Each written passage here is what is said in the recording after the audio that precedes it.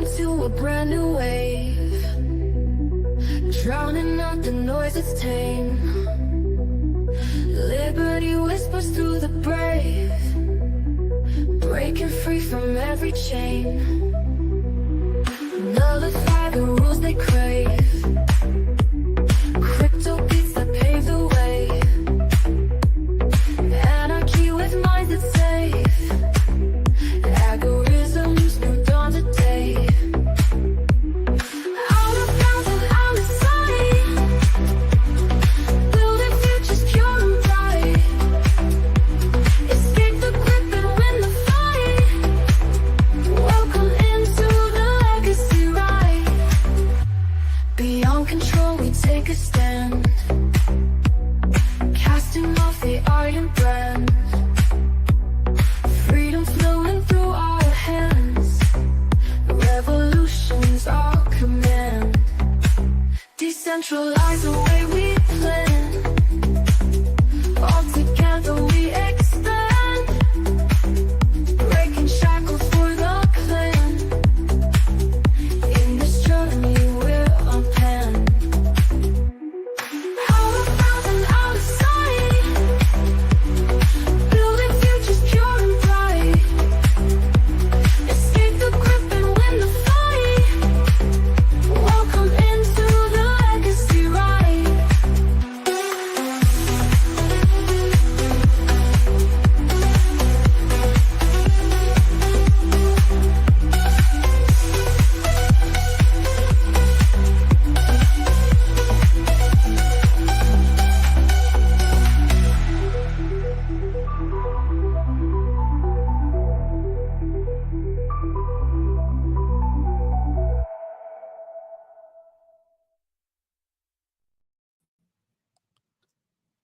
Welcome in. Happy Saturday morning, everybody.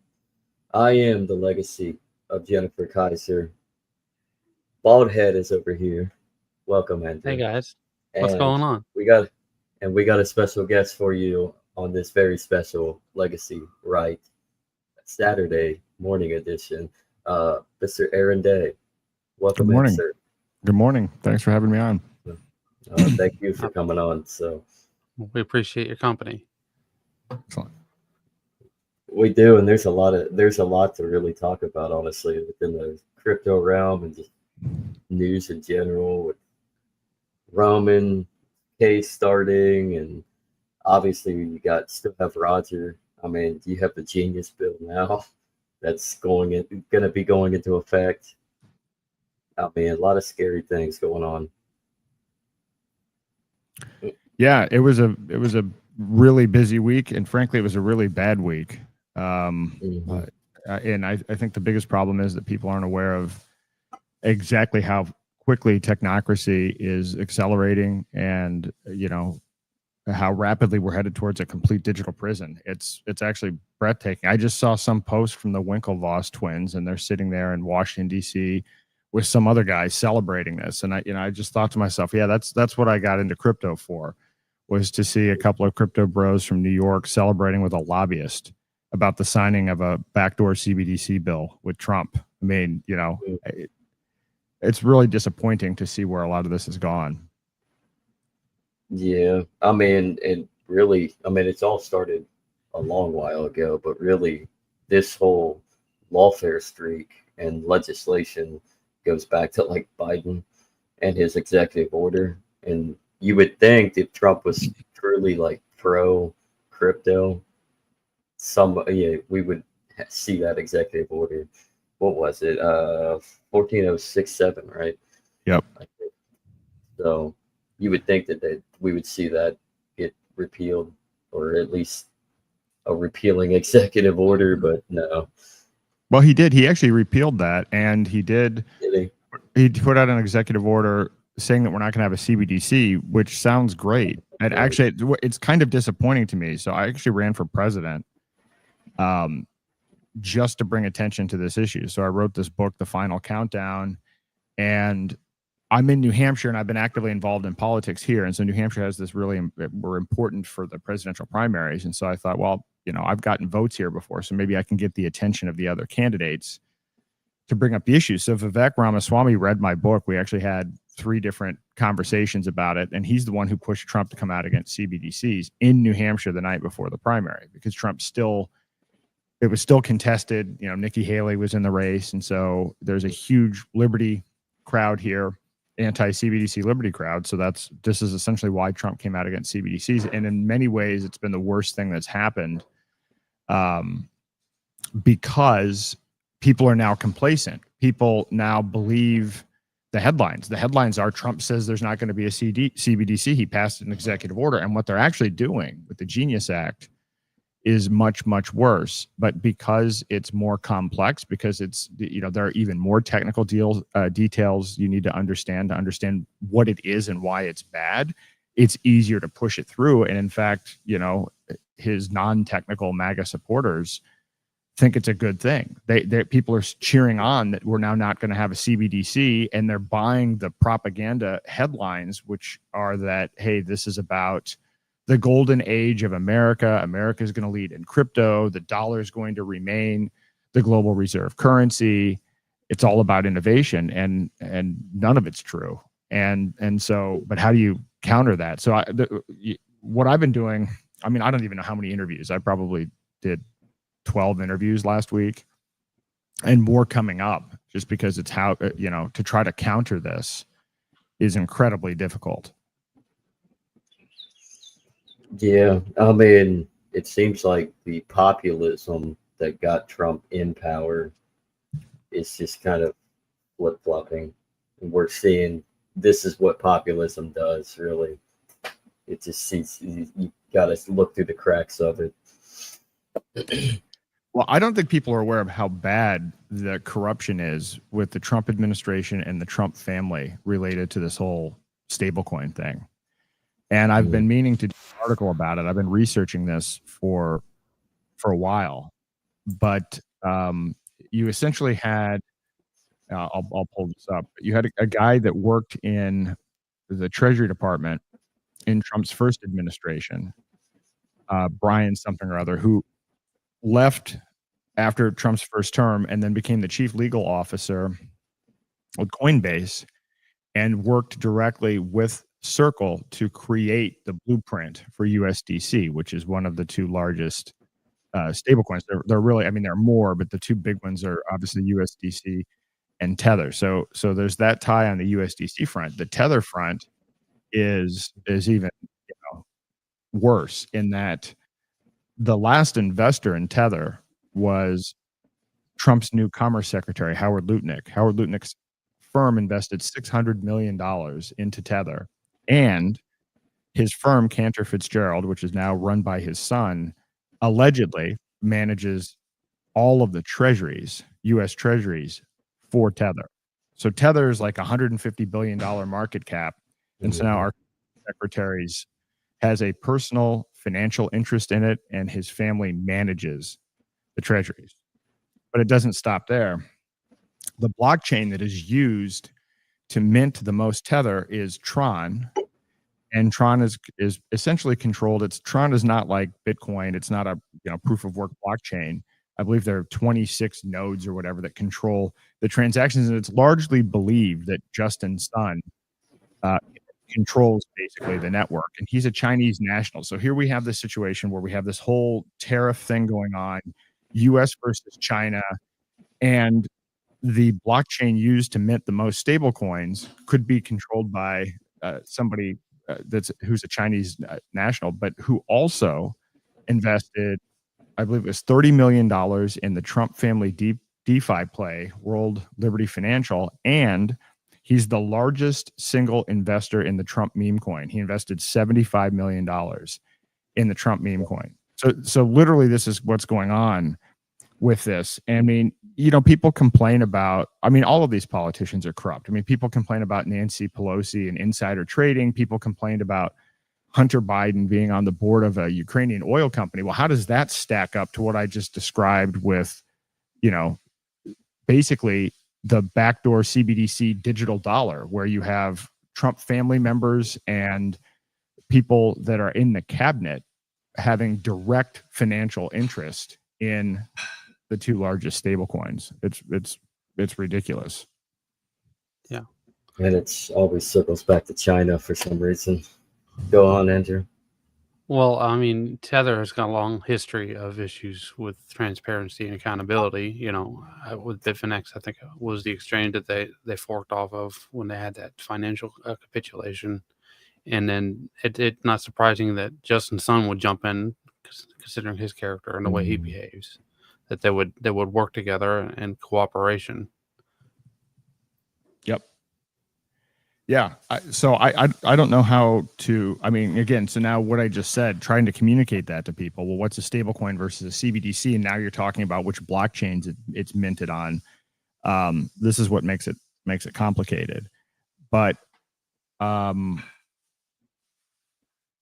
don't know. Even people within crypto are split. I've gone to crypto conferences and people are like, oh yeah, stable coins are great. This is all about crypto adoption. Like somehow because, okay, it's a digital programmable token that's tied to fiat. So the whole point of this originally was we're going to have peer-to-peer digital cash with no third parties in the middle at all. And now what we're saying crypto adoption is a programmable digital token backed by fiat that is controlled and regulated by Congress and the Federal Reserve. It's the opposite of crypto. That is not crypto adoption. That is technocracy adoption. And it's hard to break through on that just because of how, I guess, religiously people are tied to their bags and tied to their, investment portfolios. And with everything that happened with Bitcoin, it's really hard to even get people to consider listening to this information. Yeah. So how do we get them to listen? Actually, and add on that. I was going to say, profitability is very appealing to a lot of people, like you said, Aaron. But the big picture, I think, is we've forced the Fed to pivot, and they're making choices, but they're making choices not in a way that can't be counteracted. And I think that's kind of important to consider as well, is because when they make a choice, they're going to have to trade off somewhere else, and it can be exploited and worked around. It's all about time preference, I believe. What do you think about that? Well, it is, but so a lot of what I've been working on, so my wife and I have gone around and done these CBDC workshops, and I think we've hit 26 states, excuse me, in 3 countries now. And what's interesting about it is the audience is it's not people that are already in crypto. And let's face it, there aren't that many people that are already in crypto.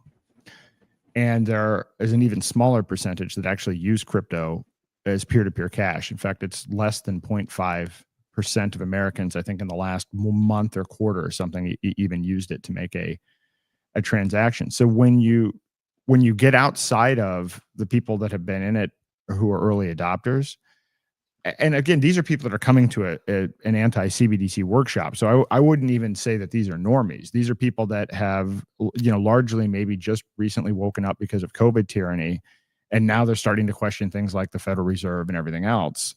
Or they've looked at, WEF and Klaus Schwab and everything else, and they're afraid of that. And so these are not stupid people by any stretch of the imagination. But what I've found is the overwhelming majority of them know nothing about even the idea that Bitcoin could be used as a currency. Like when I present this information, they're unfamiliar with even the idea of using it for transactions. I'm not even kidding. This is overwhelmingly the case. They don't know about, obviously they haven't read the white paper. They don't know that major retailers were using it in 2017. None of that history is out there. So I would say the impressions that 99% of the population have nothing to do with the original intent and has nothing to do with time preference. When I ask questions, because when we do the workshop, I'll do a little bit of a Q&A just to gauge where the audience is at. And more people have heard of Sam Bankman-Fried than have heard of Satoshi Nakamoto by a lot. Mm-hmm. And most people only view Bitcoin as a speculative asset. And so usually, so people are looking at it as a speculative asset, but they're not even thinking about the I would say psyop that people have around, why you should buy and hold Bitcoin, because that's a whole other, rabbit hole to go down. They're actually just kind of flying blind. They're kind of in a, well, we see that it's gone up a bunch, and so we have FOMO, and we see, we don't want to keep cash in the bank because of the buying power of the dollar eroding, and so they're just looking for, okay, well, how do I get big returns on this? There's nothing in the thinking that's about the underlying structure of fiat or what any of this means in relation to that. So I think that's the overwhelming majority of people out there, and that is definitely the new people that are being onboarded.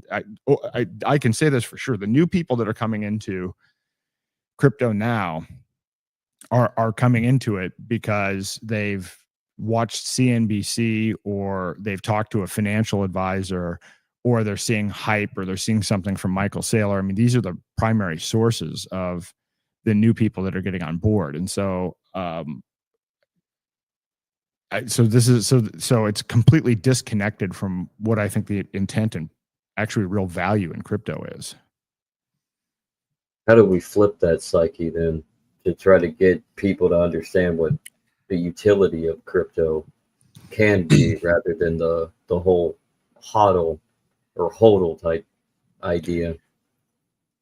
So the reason that I wrote a book, and the reason that I'm kind of in the process of restructuring everything that I'm doing, in part because after, a couple of years of traveling all over the place and doing these interviews and everything, and talking to people and trying to onboard merchants, I think that the biggest single problem that we have is that people don't understand what technocracy is, and they don't understand what the threat is. In fact, I think the biggest obstacle that we have is that people, one, think that things today are better than they actually are. I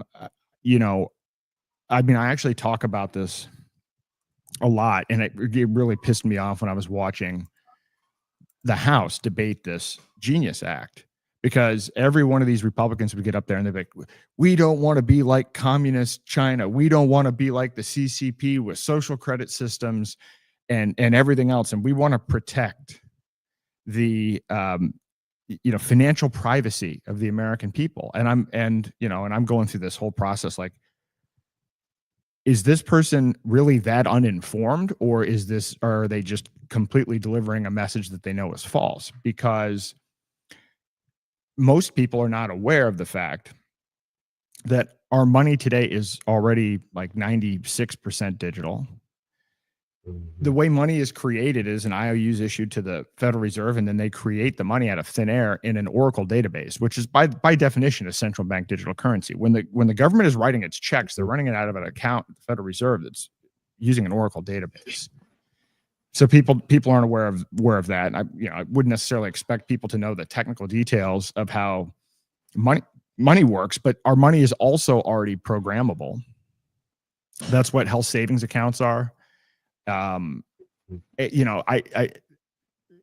you think about how much propaganda Americans have swallowed, it's pretty breathtaking. People have been convinced that health savings accounts are about freedom and choice. Health savings accounts are, in my opinion, the example of how we already have a social credit system in the United States. So when I hear people complain about China and their social credit system, and because they've got an app and they're doing all this AI surveillance, and they can track, did you visit your elderly parents? Did you speak out against the government? They have this tiered system where, if you get into the lower realms of this thing, it determines what access to healthcare you have, where you can live, what transportation choices you have, the internet speed that you have access to. I mean, it's horrible. It looks bad. But then I look at it, I'm like, okay, because I started doing a comparison of, well, do we have anything like this in the United States? And what you find is that we already have a social credit in the United States, credit system in the United States. It's the tax code. It's 75,000 pages long. It's 16 million words. And what is the tax code? It is a system of incentives and penalties that are centrally determined by the federal government that reward or punish people based on their behavior. Well, I will tell you, 16 million words, 75,000 pages, that's actually more convoluted and more complex than the app that they have in China. And the difference is here, if we don't comply, and by the way, how in the hell can you comply with 16 million words? Nobody could possibly read the entire tax code. Tax professionals have a difficult time keeping up with the changes in the tax code. And so if you're wrong, and you don't understand everything in the 16 million words, you can go to prison. That is a social credit system. Health savings accounts, which I was talking about. Well, what is a health savings account? Well, okay, you get to take a certain percentage of your money up to a certain maximum amount, and you can put that pre-tax into an account, which is essentially a bank account, and then you can use that for your health care. Okay, well, what can you buy with it? Well, it's determined centrally by a whole bunch of stuff, some combination of laws and then policies, based on what, whoever you happen to have the HSA through. But can you buy healthy food with it? No. Can you buy peptides with it? No. Can you buy red light therapy with it? No. You can buy big pharma products from a specific list at a specific time from specific merchants. You may be able to use this plan. You can use it at CVS. The other one you can use at Walgreens. People in the United States today will proudly say, well, I've got healthcare choice because I've got an HSA. I've got control over my own healthcare, not realizing that they're completely already bought into a kind of a social credit-like system that the IRS where the IRS and Congress and their employer and the health plan have already defined what options are available to them and how they can spend this special slice of their pre-tax dollars. So my point on this is, one part of this is educating people on the fact that, we are the frog in the pot. The pot's already boiling and we're not aware of it. We are literally sitting here saying, when somebody says to me, the United States is the freest country in the world, I respond, based on what objective information? Because I've studied this. There was that show, I don't know if you guys ever seen the show Newsroom. It was on HBO. Jeff Daniels was in it. I mean, it was a liberal skewing thing, but it's Aaron Sorkin. I appreciate Aaron Sorkin, who was the writer of West Wing and also the writer of Newsroom. Even though I don't agree with the politics, I find that the dialogue and the rhetoric and the way that it's produced is phenomenal. And there's this monologue where this Jeff Daniels character is a famous news anchor, and he's in a college setting. He's basically presenting to college students, and somebody asks, well, why, what makes the United States the greatest country in the world? And he goes on this epic monologue, which is on YouTube. And he says, we're not. And he goes through and he compares the stats, where we rank on healthcare, education, freedom of speech, all of these other things. And this show was like 15, 20 years ago or whatever. Well, actually, I threw the transcript of that into AI to get an update on the rankings. And we've dropped even from his rant. So the only area that the United States ranks number one globally, or actually there are two: incarceration rate and defense spending. But think about it. How many people do you know? How many family members do you know? How many people do you interact with, would you say, that really believe that we are the freest country in the world based on any dimension? Aren't we like 25th in economic freedom? It's I think 25th or 26th, according to Heritage. And then when you drill down into the nuanced categories, so I'm watching them, on the stablecoin bill, they're basically saying, all right, we're going to take, so our current system is already, our financial transactions are already being surveilled. I've outlined 13 different programs, but whether it's the IRS using AI with your bank, or the Bank Secrecy Act and the Know Your Customer anti-money laundering laws, suspicious activity reports. So if you do a $10,000 transaction with your bank, a report automatically goes to the Treasury Department. It's instant. It's built into the structure of the banking process. About 2 months ago, Trump's wanting to crack down on illegal immigration. So the Treasury Department issues a memo to all of the banks saying, for these 30 zip codes in Texas and California, we've dropped the $10,000 reporting threshold to $200. So now Anybody in those 30 zip codes that does a transaction of more than $200, a report instantly goes to the Treasury Department. So this change was made. There's no blockchain. There's no new technology involved. There's no CBDC or anything that needs to happen. Congress didn't need to get involved in this. This was literally a Treasury policy decision handed down in a memo.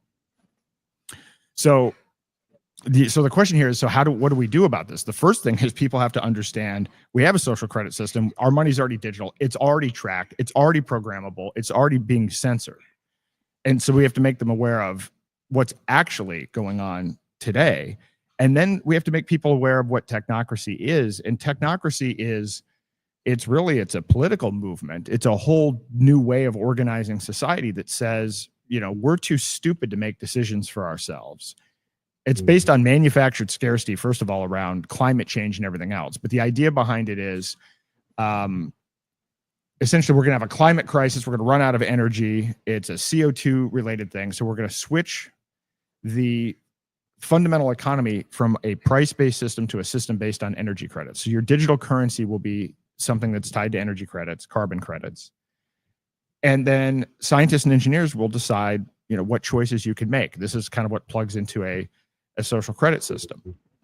So if you believe in free will at all, this system is literally anti-free will. If I had to summarize what is actually at stake right now, we're in a situation where it's technocracy versus freedom. And really what hangs in the balance is free will itself. That's actually how important this is.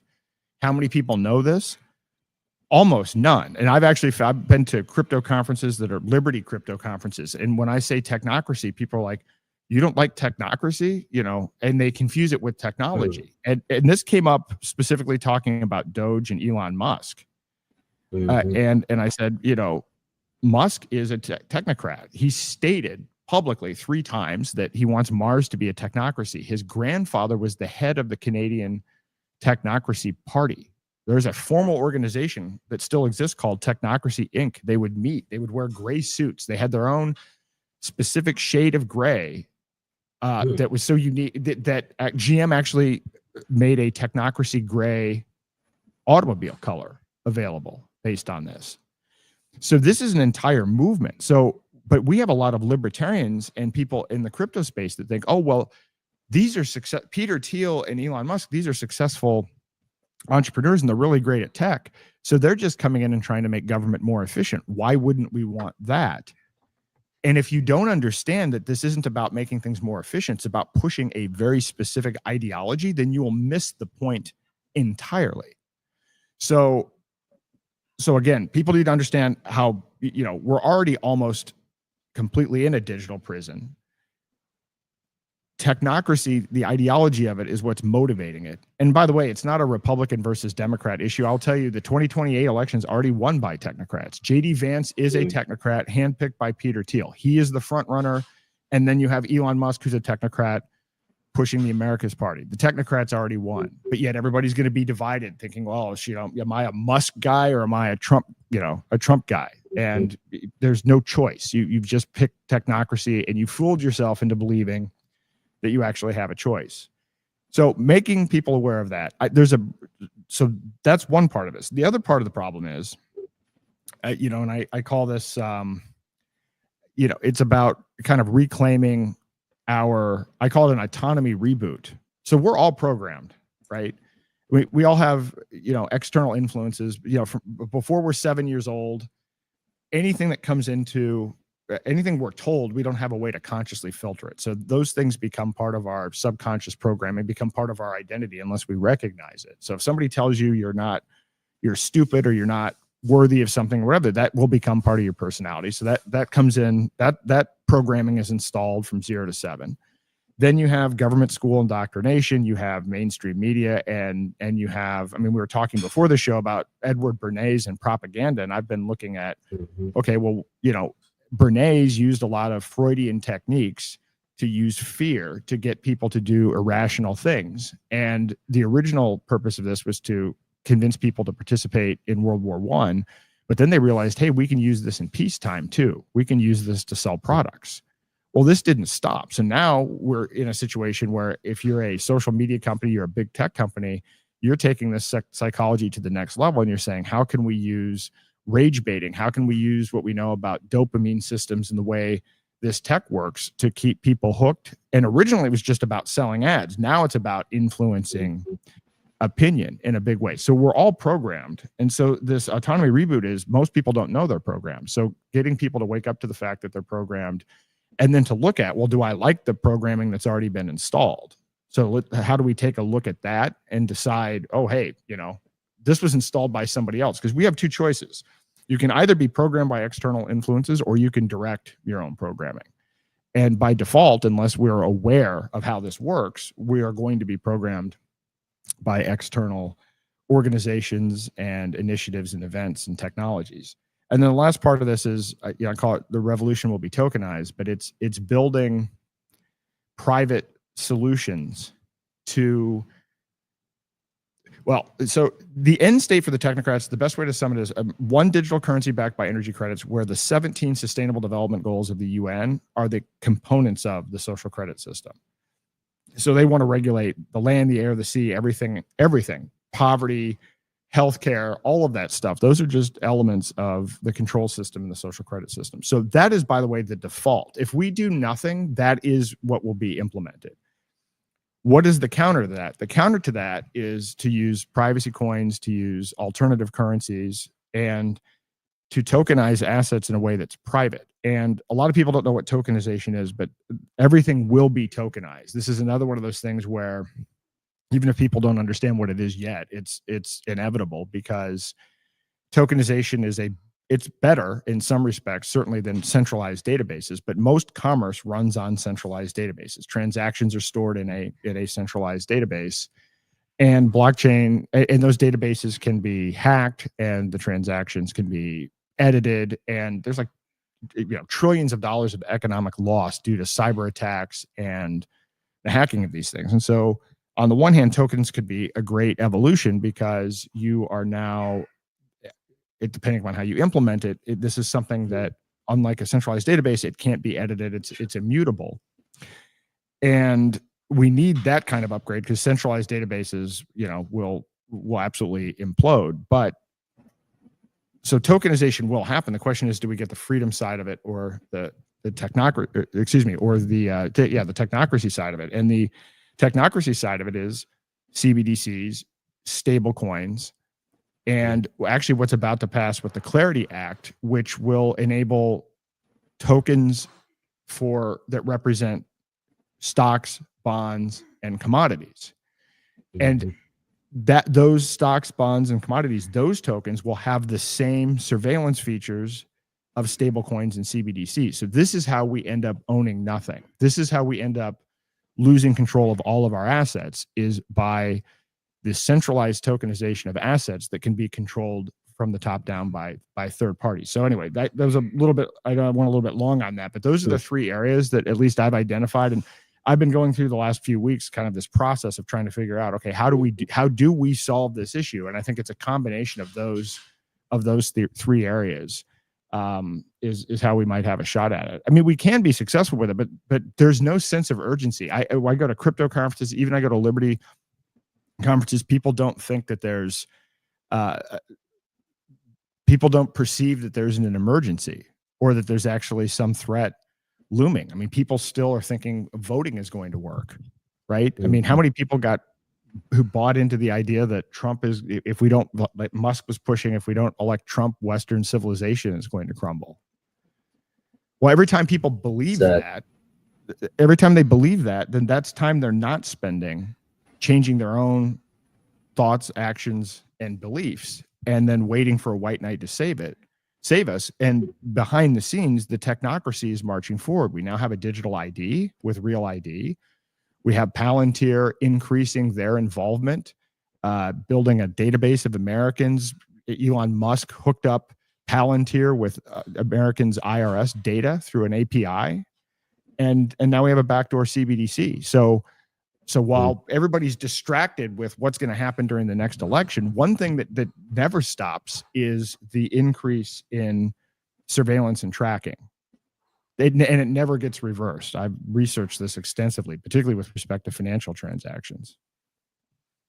I mean, it's wild the psychology of everything, of both sides and the divisions. Because, I mean, speaking, you referred to Trump and the election, and Western civilization is going to fall. Like, that's what the narrative was. You vote for Kamala Harris, the woke left's going to bring in, usher in communism, and yet, look here, we're literally seeing technocratic fascism play into the parameters of our whole society. And it's being cheered on. If Harris did the same things that Trump is doing, people would at least be opposed to it. There would be some kind of opposition. But where is any of the opposition to the technocracy? Like, how did Real ID? So Real ID started in 2005 under George W. Bush, which was an extension of 9/11, right? It took 20 years. I never got a Real ID. I know every time you go to get a driver's license, I don't even know for how long, for years and years, you've been able to get a Real ID if you wanted. And I just no, I'm not going to do this. And then they would always change the dates, right? And so it seemed like it was never going to happen. And it wasn't until Trump got in office that it happened. And there's no opposition to it. There's no huge vocal opposition to Real ID. There would have been if it was Harris. Oh yeah, I remember that actually when I think my license branch, because I went in to renew my license like 5 years ago, and they snuck that Real ID in on me. I didn't even get a choice. Yeah, that thing's bad. So if you look, so what do they require? They need your social security number. They need your birth certificate. They need all of this information. And now that's in a database. And then Palantir is going to add all of this other information. Did you know Real ID is already digital in 8 states? You can actually connect it with a Google Wallet or an Apple Wallet. So I see these posts online. It's like, well, we've got to stop, because most of it's cast in this. We've got to stop the WEF and everything else. And the key to the control system is digital ID. I'm like, do you realize some of those same people are perfectly fine with Real ID, not realizing that it is a digital ID, because more states are actually, I have a map somewhere that shows the plans for other states to make it digital. So, I mean, at the rate things are going, by the end of this term, we're going to have a digital ID. We're going to have a CBDC and a whole hell of a lot of AI surveillance, because part of the one big beautiful bill was, I believe, $150 billion allocated to the militarization of the police and increasing AI surveillance. In fact, it's greater than the Patriot Act in terms of the added surveillance. And again, people are cheering it on because why? Well, it's drones can't be bad because we're going to be using the drones and the AI surveillance at the border. They'd never weaponize that against the American citizens, right? I mean, it's absurd that, I mean, the meme is true. The fell for it again meme. People don't understand the basic concept that even if you agree with the policy, if the government is adding new tracking and new surveillance, it's not going to go away. And so the next time somebody you don't like gets elected, it's going to be weaponized against you. This is what always happens. RFK has been a disaster in this regard. So the idea is you're promoting medical freedom, and this is the movement behind him. Well, the idea behind medical freedom is that if you get in, then you get government out of healthcare so that people can make their own decisions. The idea behind it is when you get elected, that now you're pushing what you think is medical freedom and forcing that on everybody else. And now this is exactly what he's doing with wearables, even tying into the technocratic thing. I wasn't expecting RFK to come out and push wearables and AI. It's horrible. I kind of was expecting that, actually. There's some things. So speaking of an example, William, actually, of weaponization of American citizens. Whoa. Is this true? What I'm reading right now? I was wondering where he's taken a step back for the last month. Actually, I've noticed I was worried about him. I was actually thinking about this morning reaching out because I've been trying to get in touch with him, and wow, feds knocked on my door. Mm-hmm. Holy shit. Wow. Okay.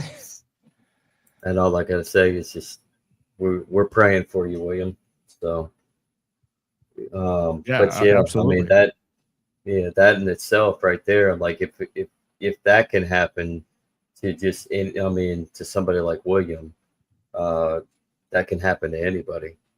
So Yeah, William's a great guy. I mean, you know, mhm, there's mhm, nothing about William that's anything other than promoting freedom and voluntary interaction. I mean, this is another one. yep, I don't know any of the circumstances behind this, and certainly wouldn't want to talk about it here, but I guess I shouldn't yep, be surprised. I mean, look at mhm, all these people, Roman, Roger, Ian, none of these people, they literally didn't do anything wrong. And if anything, they're mhm.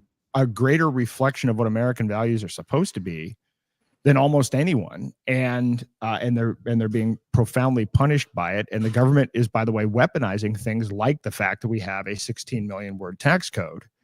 You can't comply with all of the laws. That's just the tax code. There's no way for anybody to comply with the laws. I mean, so again, and I'm going to try to figure out a way to say this in different ways, but is it better or worse that China at least has transparency? We have all of the elements and we have all of the penalties and all of the incentives and none of the transparency. I think that's the difference between an openly communistic society and a mafia. I mean, our government took down the Italian mafia just to use it and become it even more and make it. I mean, our government perfected mafiosoism, Machiavellianism. I mean, that's a great point. Actually, to that So, point, who is so Trump's mentor was the lawyer. I don't know why I always forget his lawyer's name, but the lawyer who was actually the lawyer for all 5 mob families in New York. That was yeah, Trump's mentor. Trump absolutely operates like a mafia boss. And he really then that's does. not even a stretch. Like that, there's a direct correlation there. Hmm. Well, he's obviously he worked a lot within the real estate development industry. He had to work with the mob back in the 70s and 80s. So he had learned some tricks. So, Yep. mhm. Andrew, you have anything to add? Well, I was just thinking about just different things, and we've been talking about the government and how they function. Really, different governments operate under different programs, and if you can target the way that, like, the weaknesses of different government programs and the way they operate with specific cryptos like Monero and Tari and other privacy central focused cryptocurrencies, I think we get more adoption in that. I think that would really do a lot to undermine their potential push. Another thing that I was thinking about was the way that our current economic systems are working in Japan and the United States. They're at such high levels of, obligation and paying back their debt. Like the United States is, we're spending more on the debt versus how much we're spending on defense. They're running out of oxygen, out of room to make strategic moves in order to maintain their momentum. What do you think about that, Aaron? Yeah, I think that's actually part of the rationale behind the stablecoin bills. So we're in this situation where we have $37 trillion worth of debt, and then we pass this new bill, which is going to add $2.5 trillion worth of debt, at least for the next 2 years. And if so, our debt has been downgraded, and China doesn't want to buy our debt anymore. China said, we want to ditch the dollar. So who's going to buy these treasuries? So I think that they absolutely know. I mean, we're going from one Ponzi Hail Mary to another. And so part of the justification for the Genius Act is they're requiring anybody who issues a stablecoin to back it 1-to-1 by only US treasuries and only dollars. So for instance, Tether, which they may or may not have any reserves at all, but they've claimed that they have 100,000 Bitcoin, they have tons and tons of gold and everything else. So they're going to be forced to buy treasuries, to sell those other assets to buy treasuries. And our Treasury Secretary has said that he thinks that we're going to be able to sell $2 trillion worth of treasuries in the fairly near term based on this stablecoin hype. So they absolutely know that we're in a situation where things are blowing up. In fact, I mean, before COVID even hit in 2019, we were having all kinds of issues. Hedge funds were starting to show stress. There were issues with the Federal Reserve. That, you know, COVID in part covered that up for a while, but of course made the problem more worse because we added 7.8 trillion to the debt during Trump's first term. A lot of that at the end related to COVID. So yeah, we're definitely at the end. I agree with your point that we have to increase adoption of Monero and Zeno and privacy coins in general. But the one thing that I would say about this is this is something that really frustrates me about crypto. A lot of times the whole crypto industry is about comparing themselves to other cryptos. That is not what's going on here. We have to compare ourselves to the traditional financial system, and we have to compare ourselves to what's going on with CBDCs. And when you look at that, if I could try to do anything, it should be to instill how urgent this is. Because while people are sitting around arguing about their coins, last year there was $27 trillion worth of transactions done using stablecoins. It's more than everything else combined. It's even more than is done on Bitcoin. And it's projected that by 2030, it will be $120 trillion a year in 2030, which is more than MasterCard, Visa, and direct deposit combined. So that, again, that's not crypto adoption. That's essentially CBDC adoption, because all of those are trackable, transparent, programmable, and so forth. And so when we look at adoption, and people be like, oh yeah, we've got a little bit more adoption going on here. If you actually look at the trends compared to the technocratic adoption of digital currency, we're getting our asses handed to us, and we're actually losing ground every single day. So this is why when I talk about the third element that I'm working on, that revolution will be tokenized, we've got to build marketplaces. I think we need marketplaces for food. We need marketplaces for healthcare. We need marketplaces for everything. But we have to be able to recreate in a decentralized, private manner everything that I described that they're trying to build with the, you know, energy credit backed currency and the 17 sustainable development goals. We have to be able to provide an answer to that, because as we were talking about earlier, this whole thing of weaponizing psychology, unfortunately, we know that fear works. We know that they use the Hegelian dialectic. We know that it's problem, reaction, solution. And even though we know that, we can't, we haven't figured out how to stop it. So we even sit around now, it's commonplace for people to be like, oh, you know, here's a false flag. And we can even talk about the fact that there's a false flag. And even though we know that it's a false flag, it'll still work. Mm-hmm. Right? Congress will still, they'll still push something like a bill like TARP, or they'll push something in an emergency, because the majority of people aren't paying attention and are going to buy it. And so then there's an increasing number of us and percentage of us that are sitting around saying, oh my God, we're watching, we know exactly what's going on. But it almost becomes more frustrating and more demoralizing when you know what's going on and when you can explain what's going on, but you still can't stop it. Yeah. Another thing, another thing to follow up about what I was talking about earlier is you'd mentioned that China isn't interested in buying our debt. Japan has historically been our number one purchaser of treasury notes, right? Mm-hmm. But like I said, their issue is that they can't afford to keep up this game anymore because of the interest, a long-term interest that they're dealing with their central bank. And so that's where I'm thinking is that like I said, they're running out of time, and something's gonna break here. I don't know how long. I'd like to say it's very soon, but it's gonna be a house of cards, and a majority of people are gonna wake up and say, "Wait, what happened?" And they're gonna do their own research, hopefully, and understand that. The problem with this is that they know that it's going to collapse, and they've already built the solution. We're actually witnessing the solution right in front of our faces. The solution is the Genius Act. The solution is the Clarity Act. So what are they doing? So I can tell you how it plays out. I wrote a pretty lengthy article about it. So they're going to tokenize money. They're going to take stable coins, which are tokenized money. Through the Clarity Act, they're going to tokenize stocks, bonds, and commodities. And then this other thing that's happened is the Great Taking, which is going back to 1994. There have been changes in the UCC laws in all 50 states, where essentially, as it stands today, you don't own the stocks in your portfolio. You don't own your 401k. You don't own your ETF. People like to talk about the fact that, oh, BlackRock owns everything. Well, BlackRock technically doesn't own anything. They're managing other people's money, but we've already given them the voting rights to the shares. And because of some changes that have happened in state laws over the last 21 years, the next time there's a financial collapse, you might think, oh, well, I have my, portfolio or whatever at BlackRock.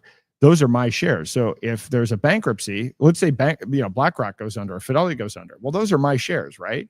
Well, no, because of these changes in the law, the creditor for your broker is in the first position in a bankruptcy. And there's even additional laws that give additional preference to specifically the top 4 banks in this country. So the next time there's a massive financial collapse like 2008 or COVID, and then multiply that by something, they're going to be able to, at a click of a button, because everything will be centrally tokenized, take all of our assets. Well, what are they going to roll out in its place?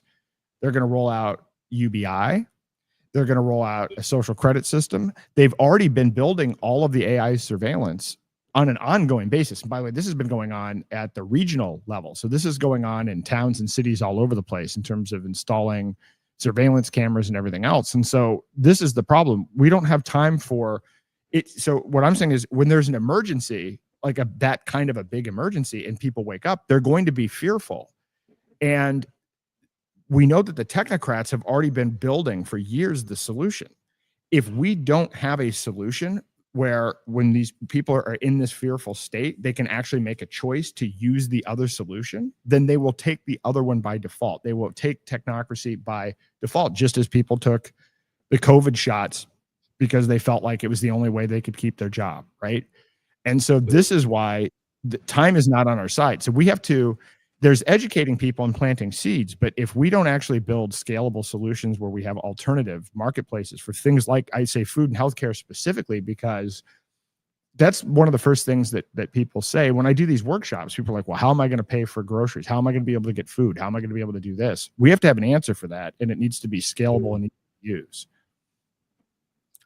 Do you think they're going to be able to continue to manipulate? Sorry.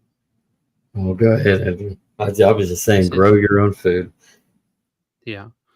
Do you think they're going to be continually able to manipulate the interest rates after we move into this next stage of their, technocracy?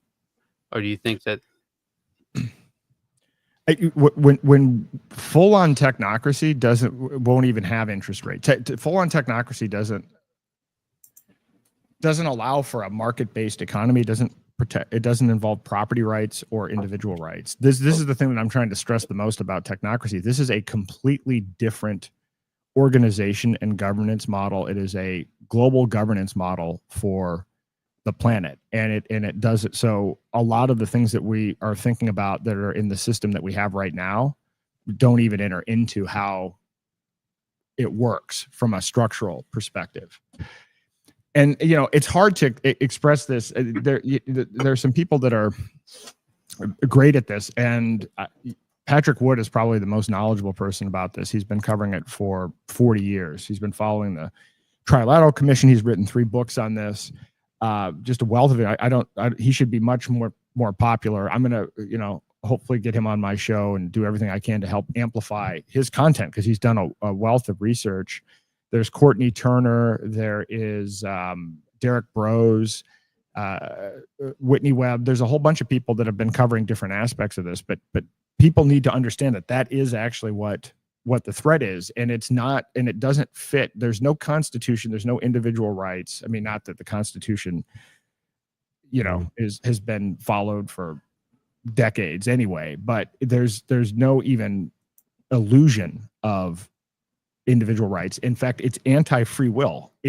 I'm not even kidding. I'm not being hyperbolic when I say that the technocracy versus freedom thing is about free will, because it really is. Because if you have a system, this social credit system, then that social credit system defines what choices you can make.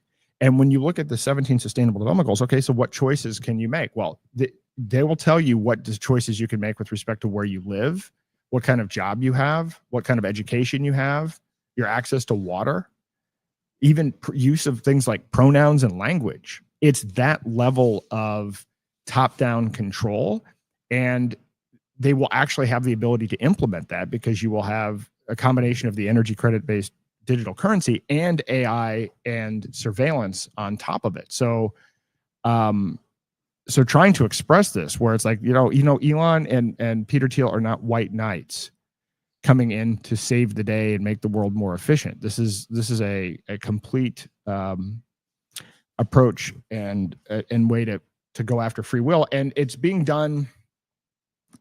The intellectual forces kind of moving this are Yuval Noah Harari on the left, and then Curtis Yarvin on the right. And Curtis Yarvin's been very effective at influencing libertarians. He's influenced Thiel, Musk, and J.D. Vance. And if you look at what he's promoting a neo-monarchy, and he's promoting a technocracy. It gets to the exact same place as Harari. So to my earlier point, there's no opposition right now. There are people that think they're on a side. They're like, oh, I'm either on the WEF side with Harari or I'm on the Musk, Thiel, Curtis Yarvin side. There's no difference. None. It's one technocracy at the end. Got anything on Yarvin there, Andrew?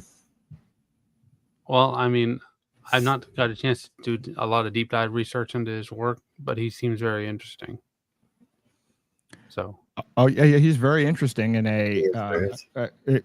Courtney Turner has done a lot of work on this as well. And I've written an article. I haven't published it yet, but doing kind of a deep dive on this. I see what he's doing. I mean, he's using these tactics of saying, well, he's playing off of libertarians by saying, well, sure, we should have a meritocracy, and he is playing off of some things that do make sense. I mean, it's not that everything that he says is wrong. It's what the conclusion is. So you can say something like, well, democracy is bad. That's one of the things that he points out is that democracy is bad. Well, yeah, that's true, right? I mean, mob rule doesn't work. I'm not advocating for democracy, but where he gets to is this idea then that you should have if it is a meritocracy, then you will end up having essentially a hierarchical society based on competence. And I don't even disagree. That's fine if it's voluntary. But the problem is that it's not voluntary. What they're doing is they're taking this. And by the way, Yarvin influenced, Musk reached out to Yarvin for consultation in forming America's Party. And so if you're taking over an existing system, we didn't consent to the system that we're in right now. But if this, even if you want to call it a competence hierarchy, gets imposed without choice, that is fundamentally wrong. And I think that's the issue with a lot of these things is to separate, the ideas might be great if you're running a company, but the ideas are not great if you are creating a global government. Yes, Andrew. I see your face. You got something to add. I thought it was kind of interesting. I hadn't heard that Yarvin had and Musk was talking directly. So I know that Musk was talking to Michael Malice, but I didn't know he was talking to Yarvin.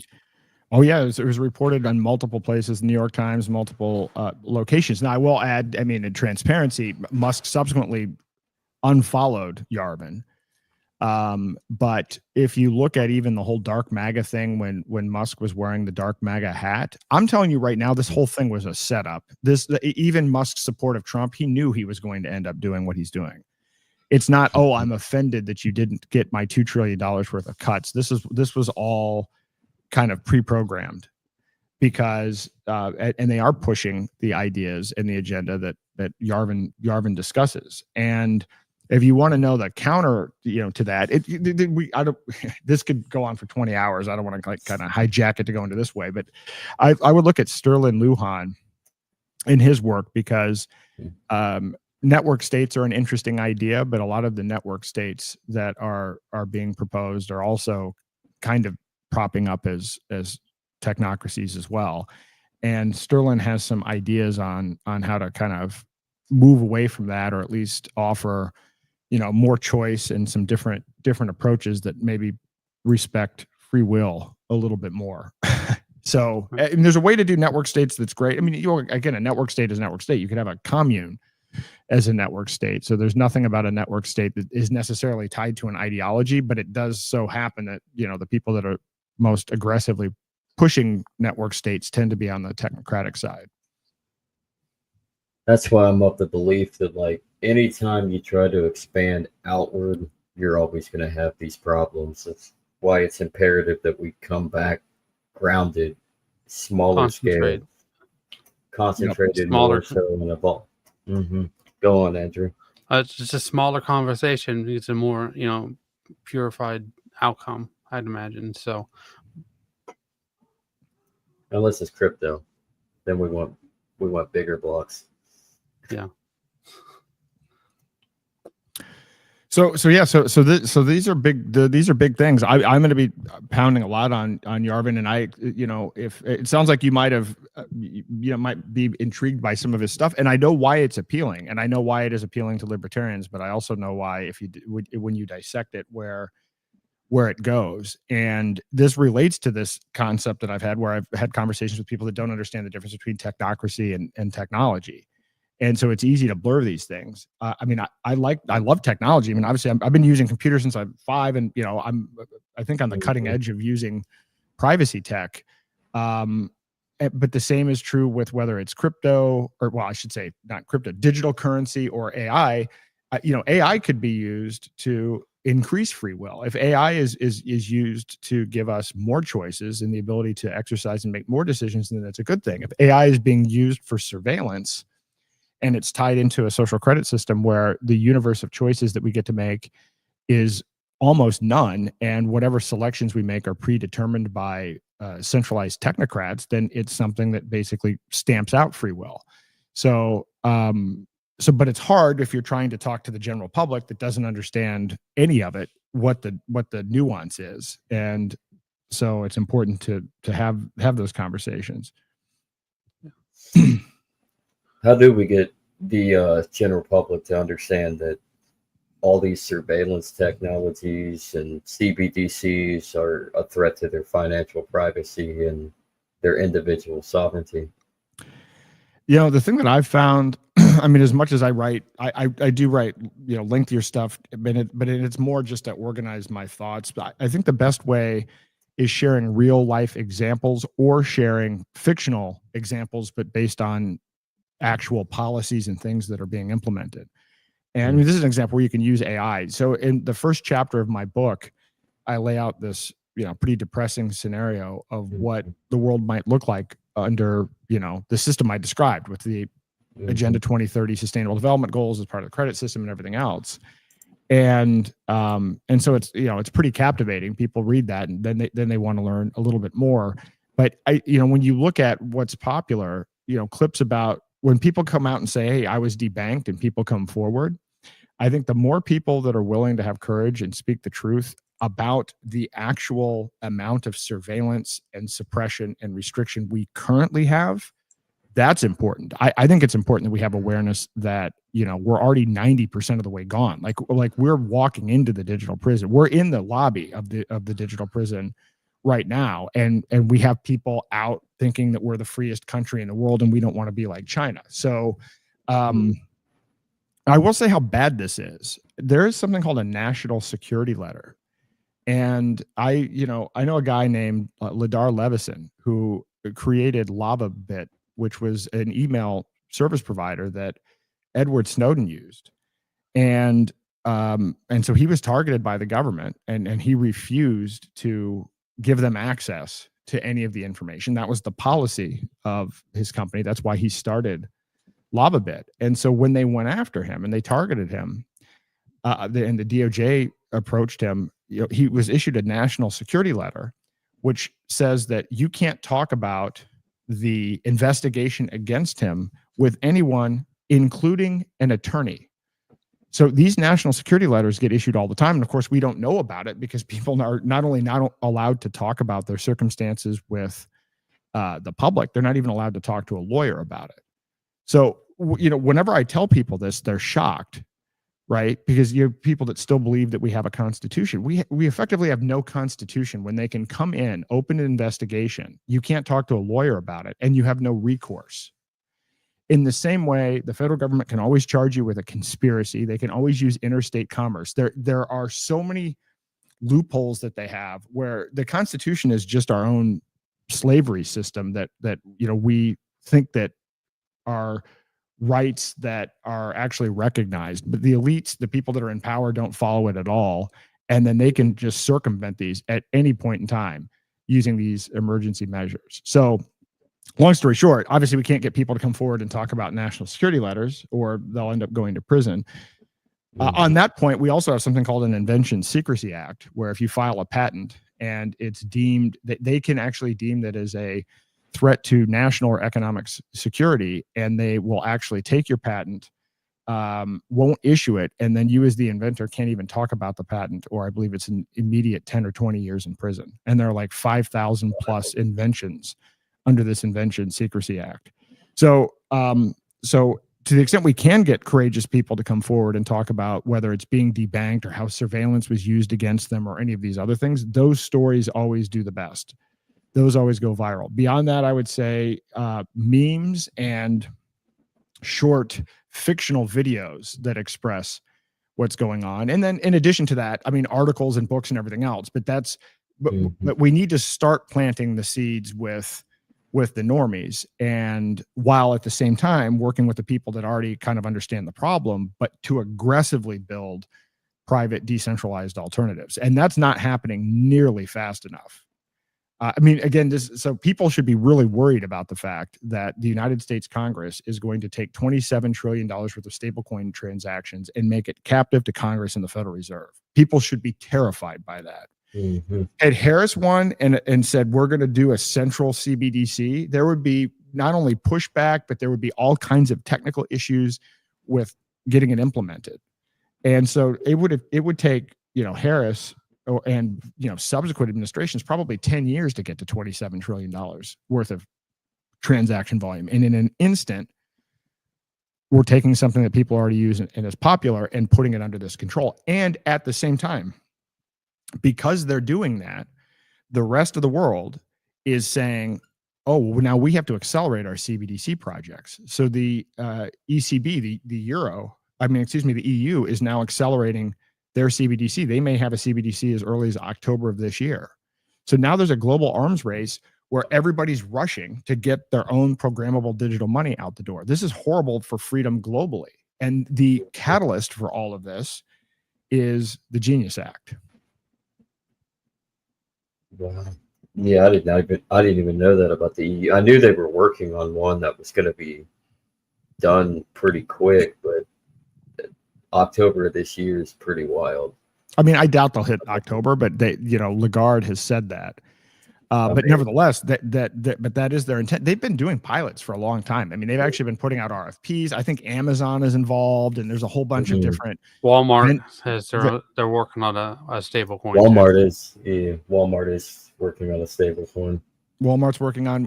There's a consortium of banks. The four largest banks: J.P. Morgan Chase, Bank of America, Wells Fargo, and Citigroup, have announced that they are jointly working together to build a stable coin. And then individually, at least Bank of America and Wells Fargo have stated, probably the other two have as well, that they will individually work on their own stable coins. I'm going to tell you, so this is a common thing that happens. This is why, government regulation is a disaster, and it's completely antithetical to innovation in free markets at all. Once you get the government involved, then you know that they're just doing the bidding of the incumbent players. I think one of the outcomes of the Genius Act is you might have that group of four banks acquire Tether, and then you might have another bank acquire USDC. In the end, this all will end up being owned by the existing financial institutions because they're the only ones that will be able to comply with the regulatory burdens. And so then when people say, well, at least it's not a CBDC, well, who do you think owns the central bank? So it's going to end up being, so whether it's the central bank itself issuing the programmable currency or the banks that own the central bank, it doesn't matter from the perspective of our privacy and our ability to engage in trade that isn't censored by the government. It has nothing to do with it. And the other thing that they've done is this misdirection. I mean, again, I'm never going to defend the Federal Reserve. They're useless. It's a private cartel. They rip people off. They print money out of thin air backed by debt that we have to pay, that's collected by force through the IRS. It's an amazing scam, right? However, the Federal Reserve isn't the one passing the Bank Secrecy Act and the anti-money laundering laws and all of the tracking and all of the NSA everything that I described so far about how our money is tracked and programmed, none of that came from the Federal Reserve. So it's rich when I see a congressman saying, we're going to protect the financial privacy of Americans. And I'm like, you actually voted for the CARES Act. Some of these people in Congress voted for the Patriot Act and the CARES Act and all of it. They've been around Congress that long that they've been around for 20 years and have actually signed on to all of the things that are involved in violating our rights. And then they have the nerve to try to make it like the Federal Reserve is somehow on their own going out and trying to figure out how to add a whole bunch of programmability and censorship to money. It's actually absurd. One of the worst, I talked to Ted Cruz about this. And, because he tried to put in his bill's probably the precursor of this anti-CBDC surveillance bill. It's like, yeah, we have to put this in so that the Federal Reserve doesn't preemptively put in a CBDC. It's like they can't. I mean, that it's pretty clear in the Constitution about minting money. That was never a threat.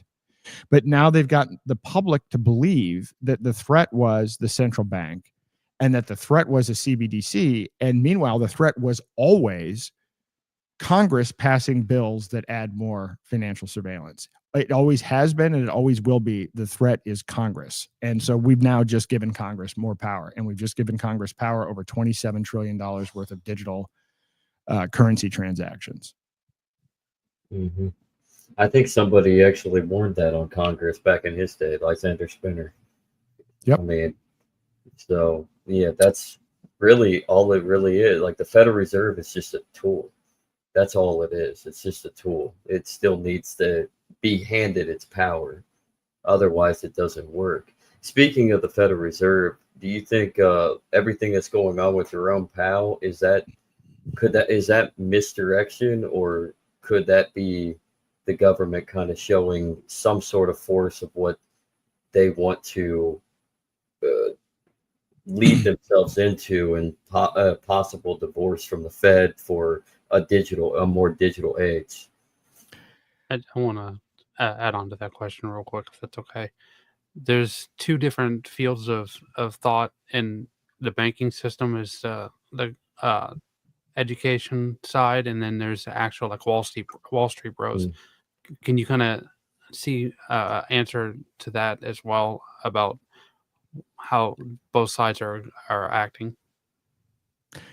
So, I mean, I think the thing with the Federal Reserve is just it's another distraction. So, but in an interesting way,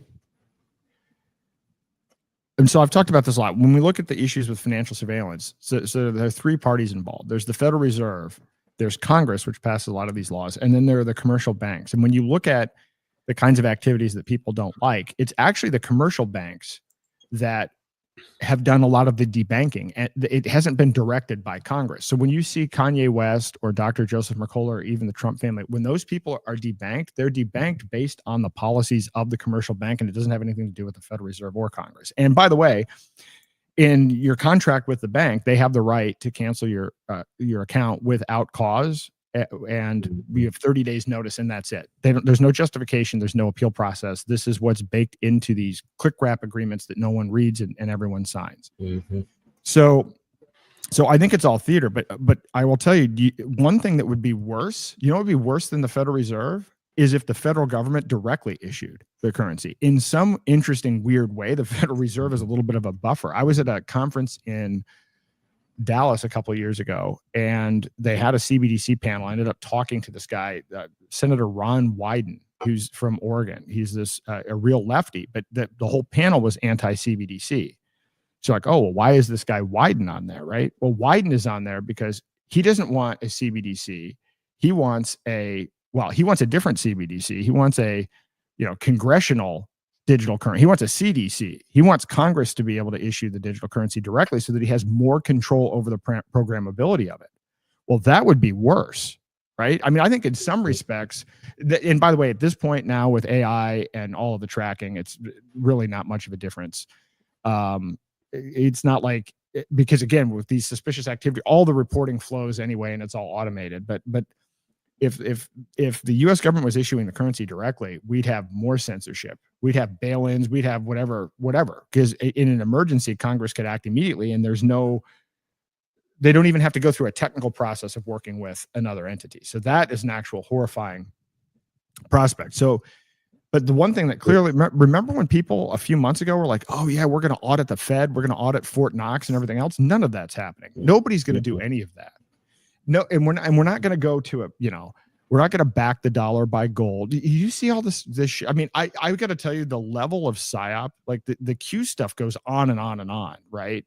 Or Q level psyops. You have people believing that there's going to be a debt jubilee, and that because of ISO standards now, we're going to be using XRP and all of these other cryptocurrencies. None of that is happening. There is no golden age. We're not going back to the gold standard. They didn't audit Fort Knox, but they haven't been able to audit Fort Knox for a long time. And even back in the 70s, I know there were some congressmen that went to visit Fort Knox, and they came back and said, well, we went for a tour and they didn't show us any gold. And it turned into this whole, big ordeal. And then shortly after that, France said, hey, you know what? We want our gold. Here are your Federal Reserve notes. Give us our gold. And our Treasury Secretary said, well, that's your problem. Basically, go fuck yourself. And then Nixon jumped off the gold standard. So do we even have the gold? So there's no 5D chess here.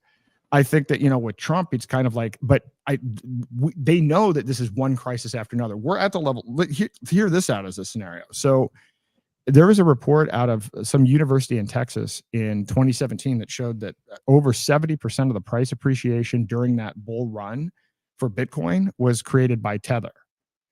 So, and Tether, which has not been able to provide an audit, and who twice has actually been found to not have reserves, once by the state of New York and once by the CFTC. So imagine we have a scenario here where the price of Bitcoin was pumped by somebody that created fake dollars, fake digital dollars that aren't even backed by fake real dollars. That was used to create this appreciation in Bitcoin. And now that appreciation in Bitcoin, people are trying to use to get taxpayer money in and suck that out to create a Bitcoin strategic reserve, all while using those very same stable coins as a way to sell treasuries. Like, we are putting a Ponzi on top of a Ponzi on top of a Ponzi. We are that desperate. And what's amazing about it is that is exactly what's going on. What I described isn't a conspiracy theory about what's happening. I mean, those things, did happen. Tether was responsible for a significant portion of the increase. And we do know the government is directly stating that the stablecoin thing is to sell treasuries. So we're at that kind of last stage. And I think what they think might happen is this: if we can buy just a little bit more time, then maybe the productivity gains that we will get from AI will create enough economic growth to be able to cover this up. That's what I think. I think we're at that level. And in the meantime, they're gaslighting people, and they're using all kinds of propaganda about golden age and everything else. Because, I mean, I guess if you're them, what else are you going to do, right? I mean, if you went and told people tomorrow, hey, guess what? The dollar is failing. I mean, if people actually knew that fiat currencies always fail, if people were actually educated in some basic level about how all this stuff works, then you would have people exiting the system all over the place, and you'd have a completely different set of situations. But instead, what they've done is brilliant, because people are now complacent. And so the very same people that I was hosting workshops with 6 months ago are now like, oh, I don't have to worry about CBDCs anymore. And then they're going out and getting their real ID. And they're thinking that the stablecoin, the Genius Act is patriotic. It's again, to my earlier point, the worst part about it is, we know what they're doing. And even though we know what they're doing it, and it still works. And I think that's the level we're at. You mentioned something about Wall Street, the Wall Street aspect of this. There are very few people that actually understand what's going on, by the way, within the banking system and within Wall Street. If you're somebody that is, a broker or whatever, you don't really understand what's going on behind the scenes. You're just given your incentive structure, sell this, buy this, or whatever from the top down, and you're just trying to meet your numbers and you're just trying to make as much cash as possible. So most of these people don't have a clue what's going on, right? I mean, when the 2008 financial collapse happened, certainly the CEOs of these banks understood what was going on. And certainly there were people not necessarily everyone, but, board members probably knew what was going on. But the people that were out there selling these mortgages, I mean, you watch The Big Short, they didn't have any idea what the ramifications were for what they were doing. And they were told from their boss, this is how COVID was able to happen. It's the model of organized incompetence, where you have people at the top that know what's going on, but then you create these hierarchies, and then you put incentives into these hierarchies so that if you're at the lower rung, you don't question the people above you, because it's not in your financial best interest. And it works really well. It's really hard to break this model, right? I don't know many people that get into nursing because they want to kill people. Most people that go into nursing because they genuinely want to help people. And then they believe in their certification. And then they believe in the doctors. And then the doctors believe in the boards above them. So you actually have a situation where everybody thinks they're doing the right thing, when in reality, from the top down, there's actually malicious intent. That's another one of those things. How do you break that system? So the Wall Street system, and nobody understands, these systems are so complex, but I mean, if you look at derivatives, I think the total size of the derivative market is $1.2 quadrillion. Nobody knows or can model out how all of these things could cascade if there's some black swan event. It's impossible to model out, but there's so much leverage, and there's so many bets and so much degenerate gambling that it's kind of inevitable that the thing is going to collapse. But what they're doing this is why the tokenization of equities is happening. This is why the Clarity Act is actually a bigger threat than even the Genius Act. The Genius Act covers digital money, and money represents 5% of global assets. The Clarity Act goes after tokenizing a significant portion of the other 95% of global assets. And so people don't even realize the implications of this kind of tokenization. So again, if you're a broker at Goldman Sachs, or if you're a broker at one of these firms, everything that I just said, you're not going to hear this, because you're not going to hear this from your boss. You're not going to hear, certainly this isn't something that your own institution is educating people on. And this is how we get into a situation where, even though people at the top know what's going on, there was that scene, what was the other movie, Margin Call, where it's like, he knows it's musical chairs. They knew at some point it was going to collapse. And then it's just a question of, you can either be smart, you can be quick, or you can be corrupt, I think, or something. There was this great monologue about this. And so the people running things know it's going to happen in this way. And again, they already have a system in place. Once you tokenize all of this stuff, then they're going to roll out, oh, well, yeah, sure, we're going to take all of your private property and we're going to confiscate your bank account. But hey, at least you'll get UBI, right? Now you don't have to work.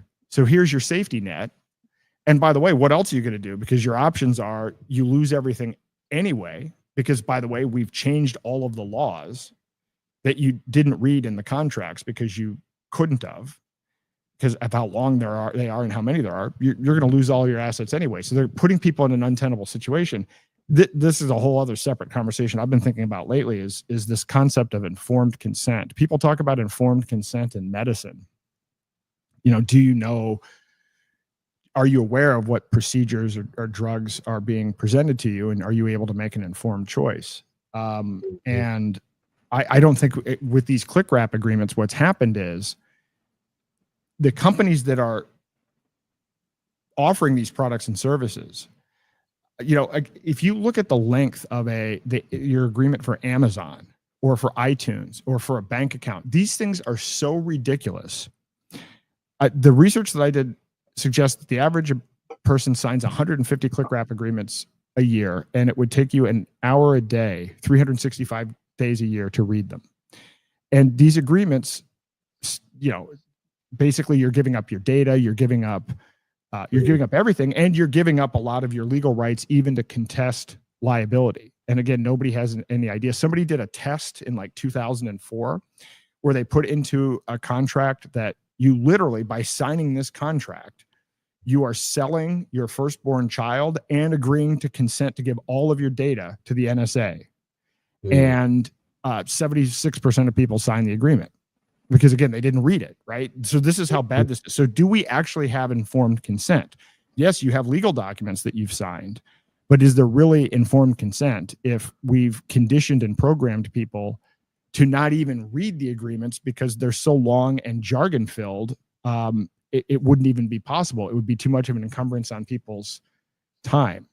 So anyway, this has happened though. So over the last 20 years, we've signed more and more of these agreements. So technically, everything that I'm describing that they're doing, confiscating our 401ks and everything else in a financial collapse, is all legal. And it's all been done technically with our consent because we signed these agreements. So this is how far we are in the end game of this.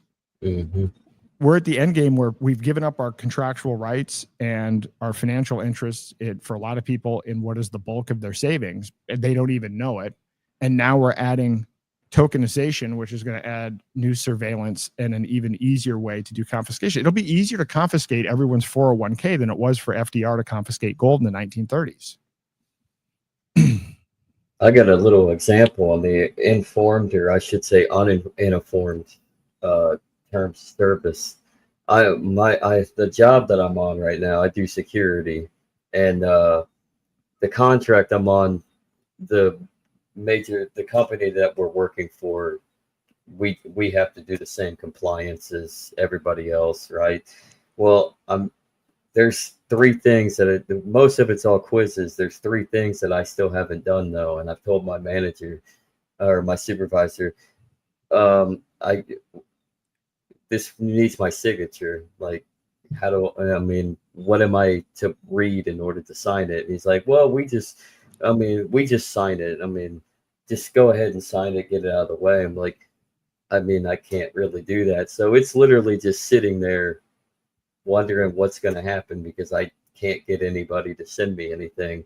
So I can actually at least skim through what I'm about to sign, because I know it's for compliance, but at the same time, you want to know what you're signing. And the fact that we're in this society now where people are morphed and brainwashed to just sign with no cognition on the dotted line, it's asinine and insane.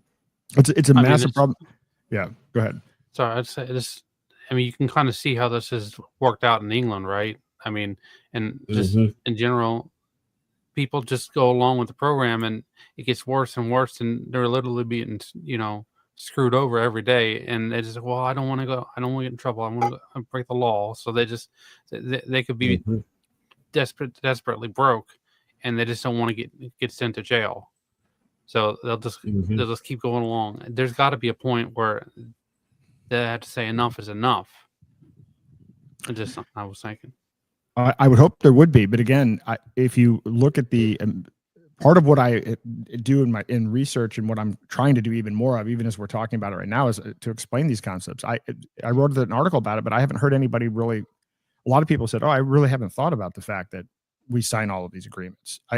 They never considered what was involved. And at least now, one of the good things about AI is you can actually take AI and turn it into human language. In fact, I might create a website, because when it comes to this whole issue of informed consent, what I also want to say is this: I don't think the government should have anything to do with informed consent, because when the government gets involved with informed consent, then what you get is a committee of people that are controlled by whichever industry you're trying to get some clarity on. And so what you're going to end up getting is more legalese. You're going to get something that's really long.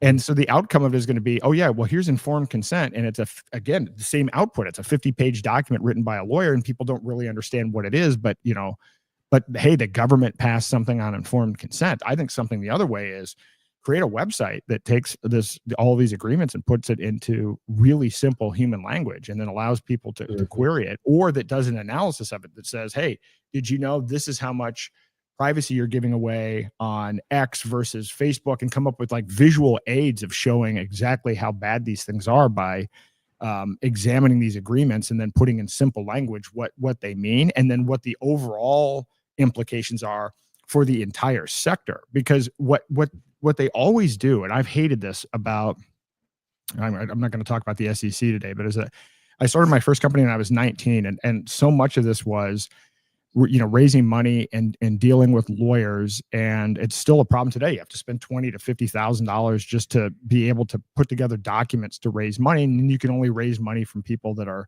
accredited investors and everything else. But inevitably at the end of these legal documents, when you're raising money, are these pages that are in all caps, and so everybody gets around to the point where they're calling it, well, it's just boilerplate. That's the term that they use. Just boilerplate means here's the part where they're basically stripping away all your rights, but everybody has agreed that we're just going to standardize that everybody gets to strip away your rights. And so you shouldn't even read these things or discuss them. That's literally what happens with this. And so it's frustrating. And if I can, again, this, I don't know where I would fit this project in, but I think it's actually hugely important that people understand what rights they've already given away. And if you can tell that story compellingly enough, then I think you might be able to get people to listen. One story that to me was really striking was this doctor who ate at a restaurant on a Disney property, and he got food poisoning and he died.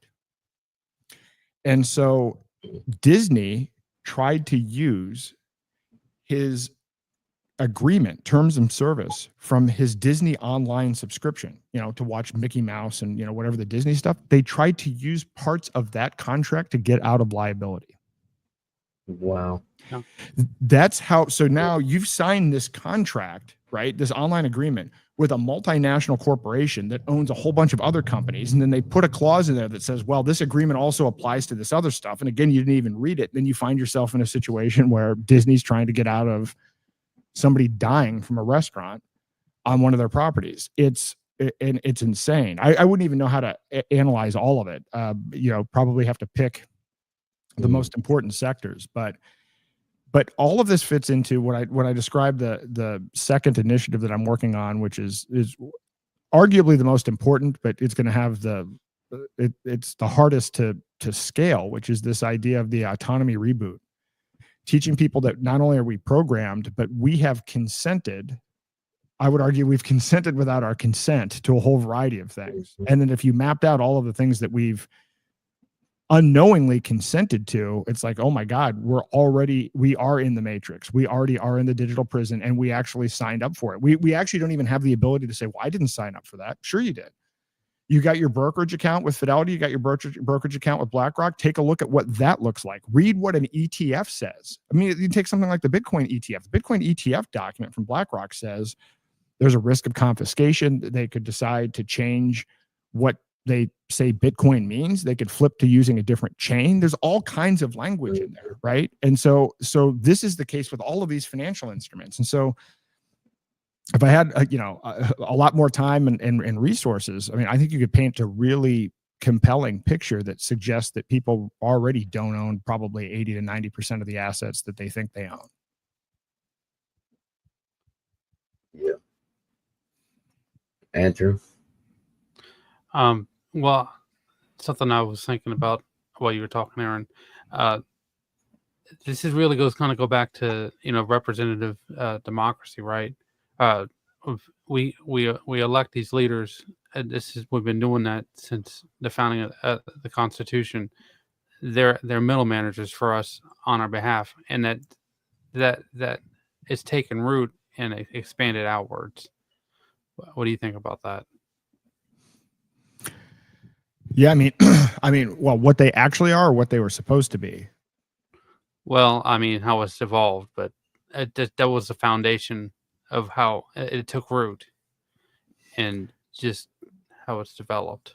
Yeah, I mean, they were originally supposed to have an enumerated set of powers that they were supposed to execute on our behalf, and now what it's become is it is a mafia organization where we're extorted for the personal financial gain of the politicians. It's actually a reverse system. I gave a talk a year or so ago, and I've actually, people don't like to hear this. I'm like, guys, America 1.0 is over. You have to be, and this is one of those things people don't want to face the fact of how badly fooled we've been.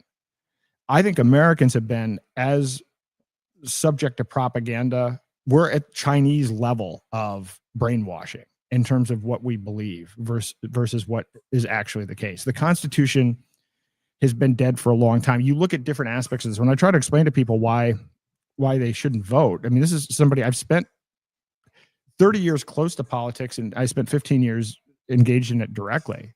And I'm like, if you look at this, the average voter knows nothing. And that's not just making an insulting phrase. I think something like 2/3 of Americans can't identify the three branches of government. You look at like civic scores, only 28% of 8th graders pass this. So you have a population that has no idea even what they're voting on. And all of the voter turnout is driven by AI and data using targeting and propaganda. And I've seen this close up. In New Hampshire, I bought a database for $14,000 that has 500 pieces of information about every voter in New Hampshire. I could tell you everybody's, your net worth, what magazine subscriptions you have, where you're likely to stand on all these issues, and all this is being used for targeting. And then beyond that, the candidates themselves are kind of, you get to choose between choices that, if you really examine them, are not the same.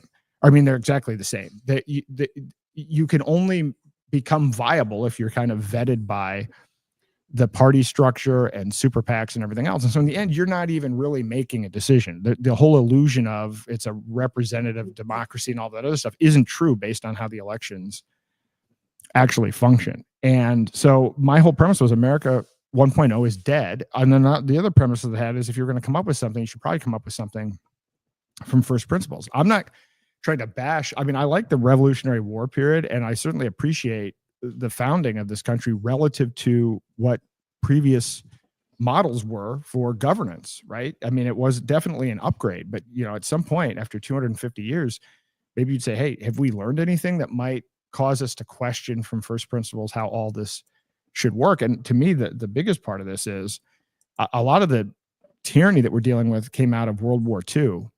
And so much momentum came out of this idea of, well, we have to save humanity from nuclear war. And so now we basically have to centrally control and lock down everything. And this is, this ends up leading to like MK Ultra programs and everything else, because, we have to control people, or otherwise we're going to have a nuclear war. And I know that doesn't even make sense logically, because the weird part about that is it's not the people that are engaging in nuclear war, it's the politicians. And somehow all of these, mind control and other techniques seem to miss the actual politicians and people that engage in the psychopathic behavior. But we now have all of this decentralizing technology. AI is decentralizing, blockchain is decentralizing, and everything else. And so a lot of the libertarians and the kind of the Curtis Yarvin crowd would say, well, we should be applying AI and using this technology to make government more efficient. And what I say is we should be eliminating government. Since these technologies are fundamentally decentralized, why are we taking decentralizing technologies and then centralizing it at the level of government? These technologies make the necessity of government, they make it unnecessary.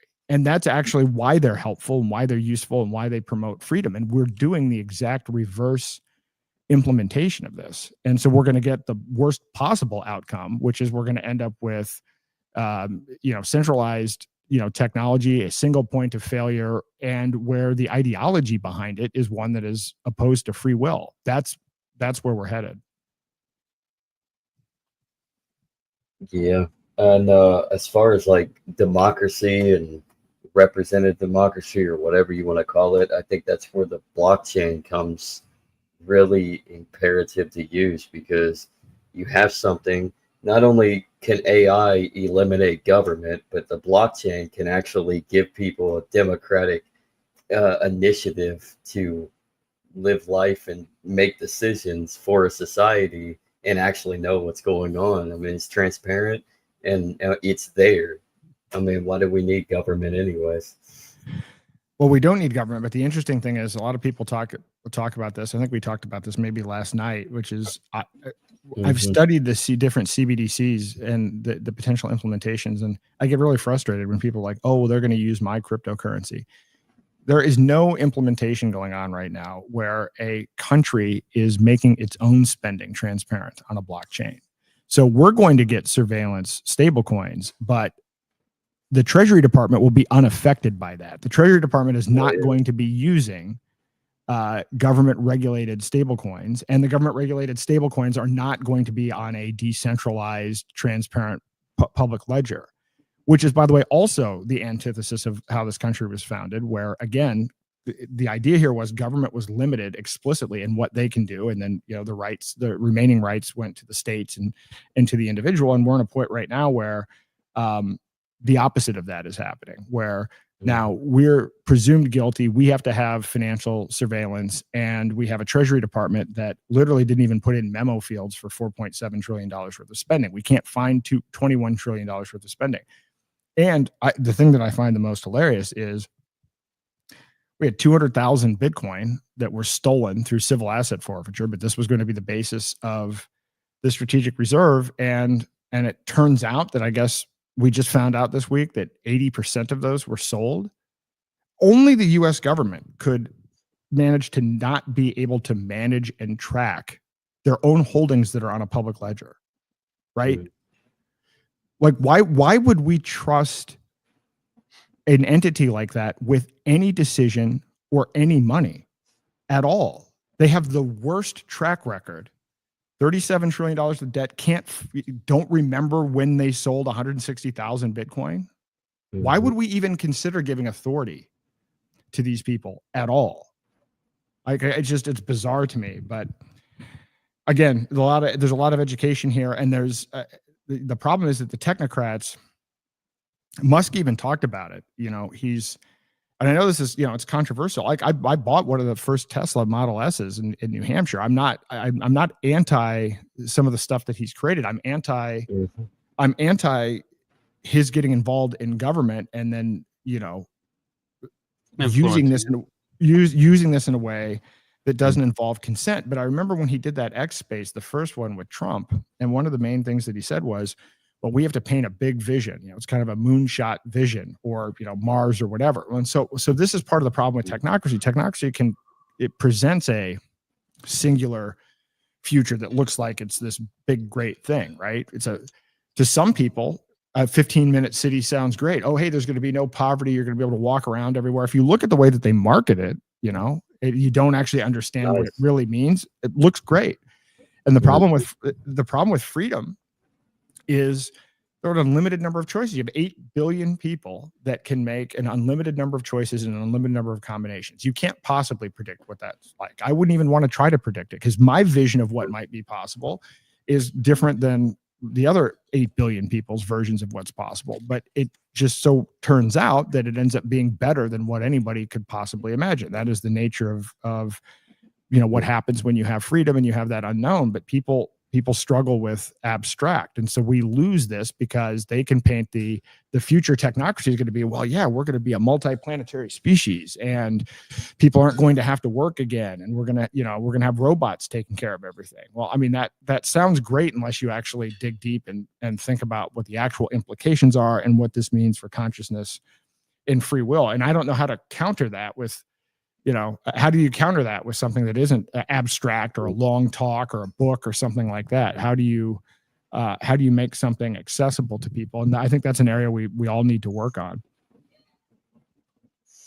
Yeah. I mean, when it comes to like the 15-minute cities, I mean, it's kind of hard. I think boomers, they're lost just because, if they're anything like my dad, who's 70 now, he wouldn't mind a 15-minute city just because it's easier. You got everything in your vicinity, but we got to get into the minds of like the younger generation to say, this is not what life is.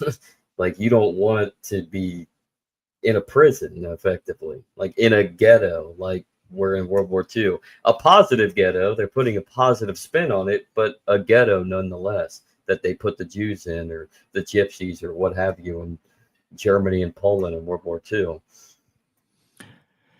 Yeah, I mean, it is going to be more like a concentration camp than it is a utopia. Mm-hmm. But they present a utopia, and they're going to get a concentration camp. So, but what are we offering? Well, what we offer is actually unlimited potential and the ability for everybody to express their free will to their maximum individual extent, which is actually a phenomenal thing. But it's It's not great to it's not easy from a marketing perspective.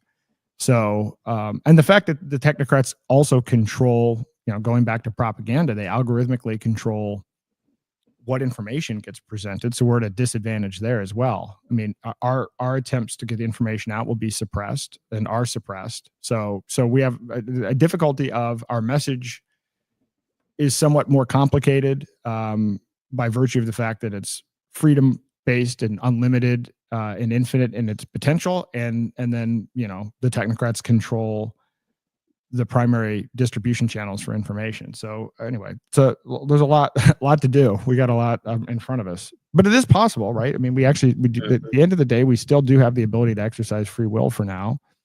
And so I'm not actually, I'm not completely blackpilled, or I wouldn't be doing these things. I mean, I think that there's a possibility here.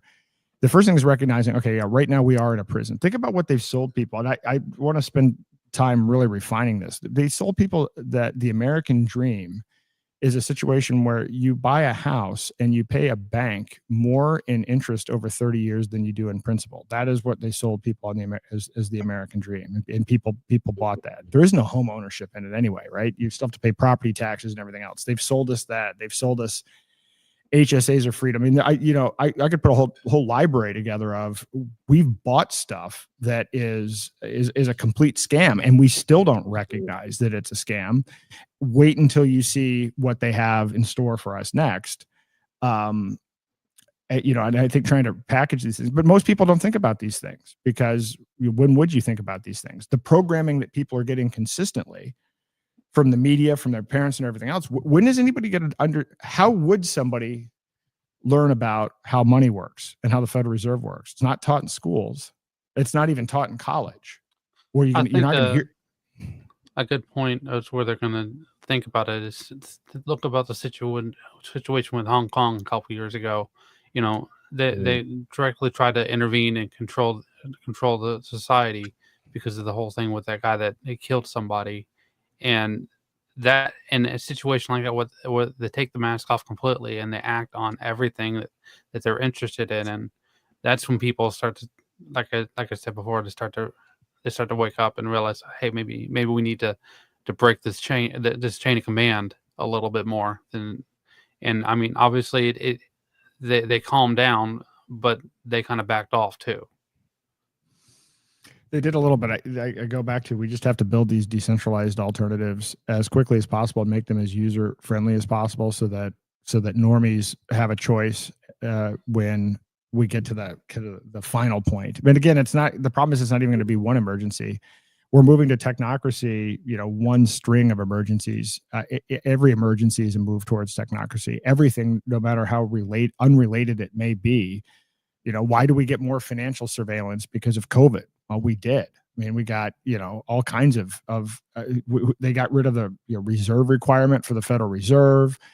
They added more, financial tracking. Why? What does COVID have to do with that? Well, we even manufactured COVID.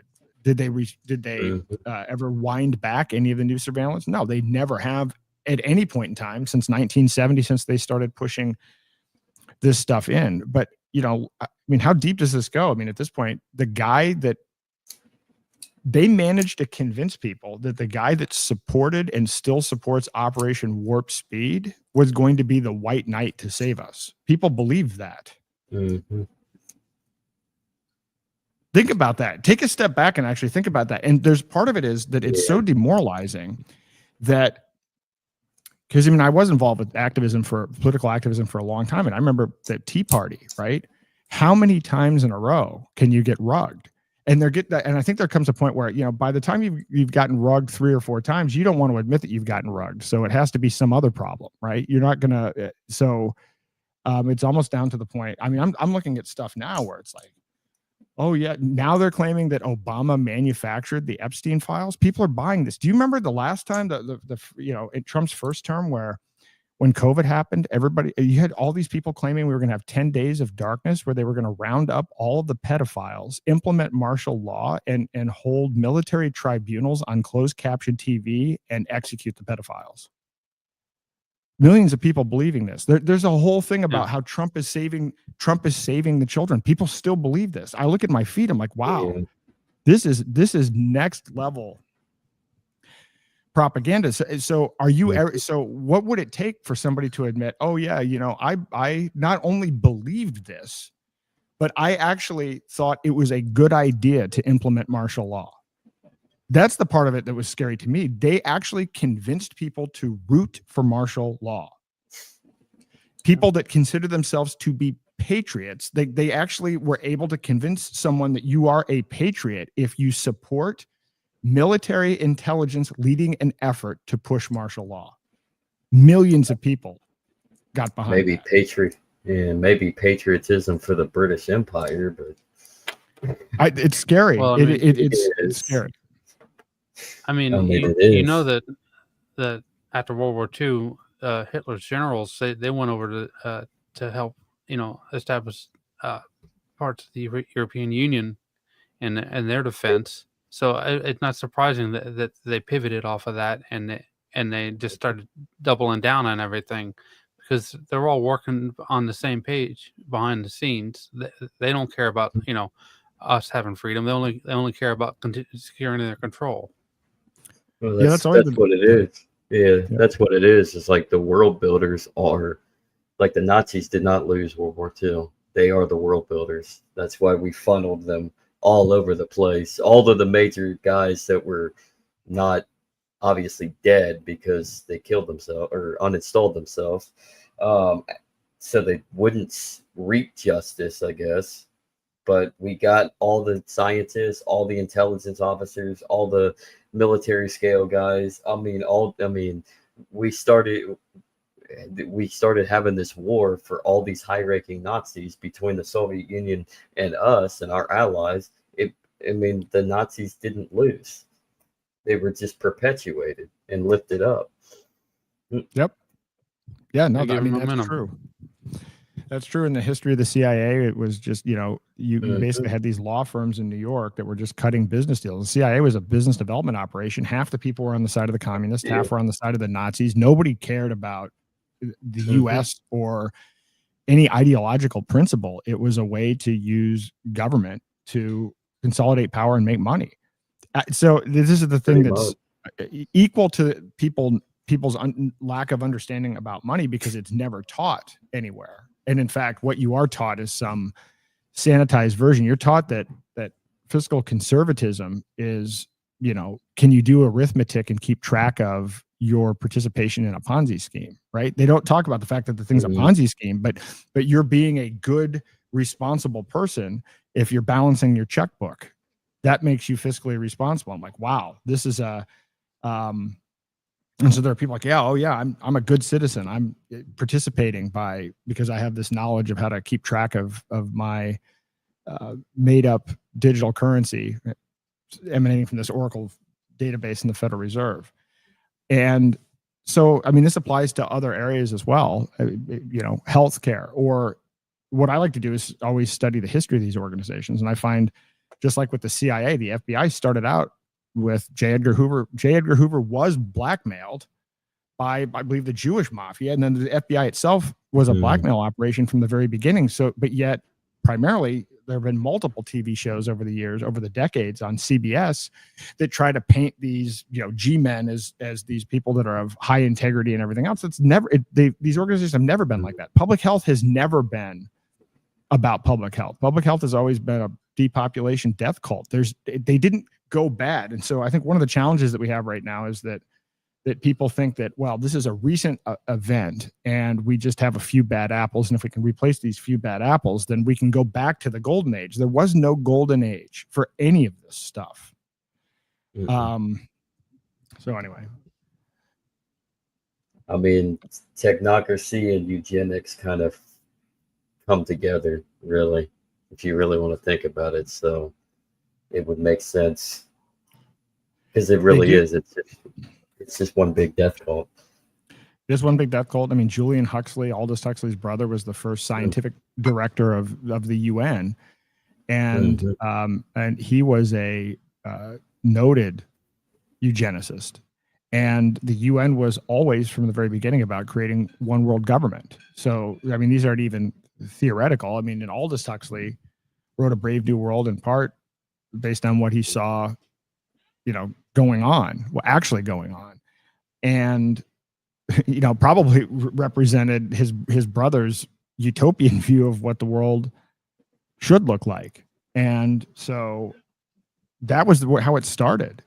And now somehow people are painted a conspiracy theorist for thinking that the UN is about a global government when you can read the founding documents and there's no question as to what the intention of it was. So anyway, it's tough. And the toughest part is, I think, people reclaiming their own free will now. And I think that the biggest battleground in terms of what is probably having the biggest impact on programming people now is not mainstream media, it's these social media algorithms. And I think in that regard, Musk probably has now an outsized impact in terms of, more than any other person on the planet, the ability to actually program more people. When that stuff happened, before they released Grok 4, where all of a sudden there was Mecha Hitler and all of a sudden these responses, that was absolutely not what we think. That was just a coding glitch. That was deliberate. Right. This goes down to Musk is very aware of the fact that social media companies have become experts at manipulating people's limbic systems, manipulating people's dopamine levels, getting people, whether it's Zuckerberg, kind of with the infinite scroll, to understanding, just as Freud and Bernays understood, you could use fear. And certainly fear and rage, are drive things. Well, I mean, think about how beneficial that quote glitch to Grok 3 was from the America's Party perspective. So he's able to take a whole bunch of people that are like, oh yeah, this is cool, and those are people who are going to be more likely to be aligned. So I think on the one hand, what's at stake is free will, but on the other hand, I think people have been giving away their free will. Like I don't feel like we've been going in the wrong direction on that anyway, even prior to what is going on. And so now, in trying to battle that, you kind of have to wake people up to reassert their free will in order to even be able to counter technocracy. And that's another one to deal with. This goes to what I was saying about creating a website. I don't know what it is yet, but to try to express to this idea of informed consent, to try to figure out how to explain to people what it is they've already quote unquote consented to, but to try to put these legal agreements into human language. So I can't imagine what that ends up looking like if you actually took these agreements and said, okay, you gave away your privacy here, here's what you gave up here, here's what you gave up here, and then paint a whole picture of what this means in terms of who owns what about your data and everything else. I think people would be horrified if it could be done in a way that isn't loaded with jargon, right? And isn't itself like one of these click wrap agreements. It's very visual in its presentation, but I think if we could wake people up around that, maybe people would start considering reclaiming their free will and start shutting some of these things off. Because we have the capacity. I mean, the good news is that in an instant, we could shut this off. I mean, I ran for president and I had a shirt, and the shirt had a heart on it. It said at the top, "Bank run now, halt CBDCs, stop World War III, end the Fed." That was the entirety of what my thing had nothing to do with voting. You didn't have to vote for me. The whole point of it is radical non-compliance, starting with not using fiat currency. If you stop using the dollar, then those other three things happen. You don't have to vote for anyone. You just withdraw your energy, withdraw your consent. I mean, if people boycotted public health, boycotted mainstream media, got their kids out of government schools, and exited this big tech, it wouldn't take very many people to do that, by the way, to crash the entirety of the system, because their system is based on and requires nearly 100% participation and compliance. So, but I'll tell you, it takes a lot of effort to get people to recognize that that's truly where we are in this situation right now. Well, you can't really have informed consent when you have middle managers who use threats of violence in order to maintain their position, and only lets certain select people above the fray. Mm-hmm. And that's really not really well understood. No, it's not understood at all. So, go on, Aaron. No, that was it. Oh, well, with the meat and gravy of all this, so what can cases like Roger Vere's and Ian Freeman's and Roman Storms, which is ongoing right now, what can that teach us for what is to come, what is to be planned to come, and what the alternative could be or should be or hopefully will be? So there's a lot of, I know Ian and Roger really well. I've interacted with Roman a little bit and know his situation less than the other two, but I can speak Yeah. a lot about the other two because there's an important element to what's going on here. These are two guys who are fundamentally driven by a belief in voluntary exchange, voluntarism, and understand that fiat currency is a tool for war and for violence, and is antithetical to voluntary exchange because of all of the control mechanisms. They're both very outspoken about it. Ian having a nationally syndicated radio show called Free Talk Live. Roger with his platform as being Bitcoin Jesus and having, I would argue, is one of, if not the most prolific people at spreading the idea of using cryptocurrency as an alternative to central banks. The lesson here is both of these guys, again, I would argue, are promoting American values. Both consulted attorneys before they engaged in their various activities, and both were explicitly targeted by the government with completely manufactured and fabricated cases that took an incredible amount of taxpayer resources to put together. So they are specifically going after people who express, righteous anger about the current situation and who propose real tangible solutions. That's who our government is going after. That's who our government prioritized going after. The fact that Roger Ver is facing the longest prison sentence of any of the people in cryptocurrency is insane. And when you look at the, again, it's for tax returns that he paid his taxes, and they tried to get him on. A lot of this is mail fraud, so I think it's 20 or 30 years per count. So he sent in a tax return, and then they claimed they didn't get it, so he sent in the same tax return again. So now they're trying to get him twice for the same thing. It's like 40 or 60 years right there. This is how. So all this is about is stifling free speech and stifling people who are effective at promoting freedom. That should horrify everyone, but not in a way that, I hope it doesn't scare people away, because you should look at that and say, if you're looking at this and saying, well, maybe I don't want to get involved, then you're already in a prison. We have to defend these people. That's the way I look at it. I mean, if you're going to look at that and say, well, I'm just not going to speak up, then it's already done. You've already lost your freedom. But this is why these cases are so important. This is why, to me, it's critical that we not let up until these guys are out. And there's a whole variety of different tactics for that. But one of the things that the intention behind targeting them was to have a chilling effect on their impact. And to a certain degree, it's had that. In New Hampshire, Ian onboarded a lot of merchants with point of sale systems and had ATMs and a whole bunch of other things. He was doing a great job at a grassroots level at getting people to use these things. And a lot of people did get scared off. And there are fewer ATMs. There are fewer businesses doing this.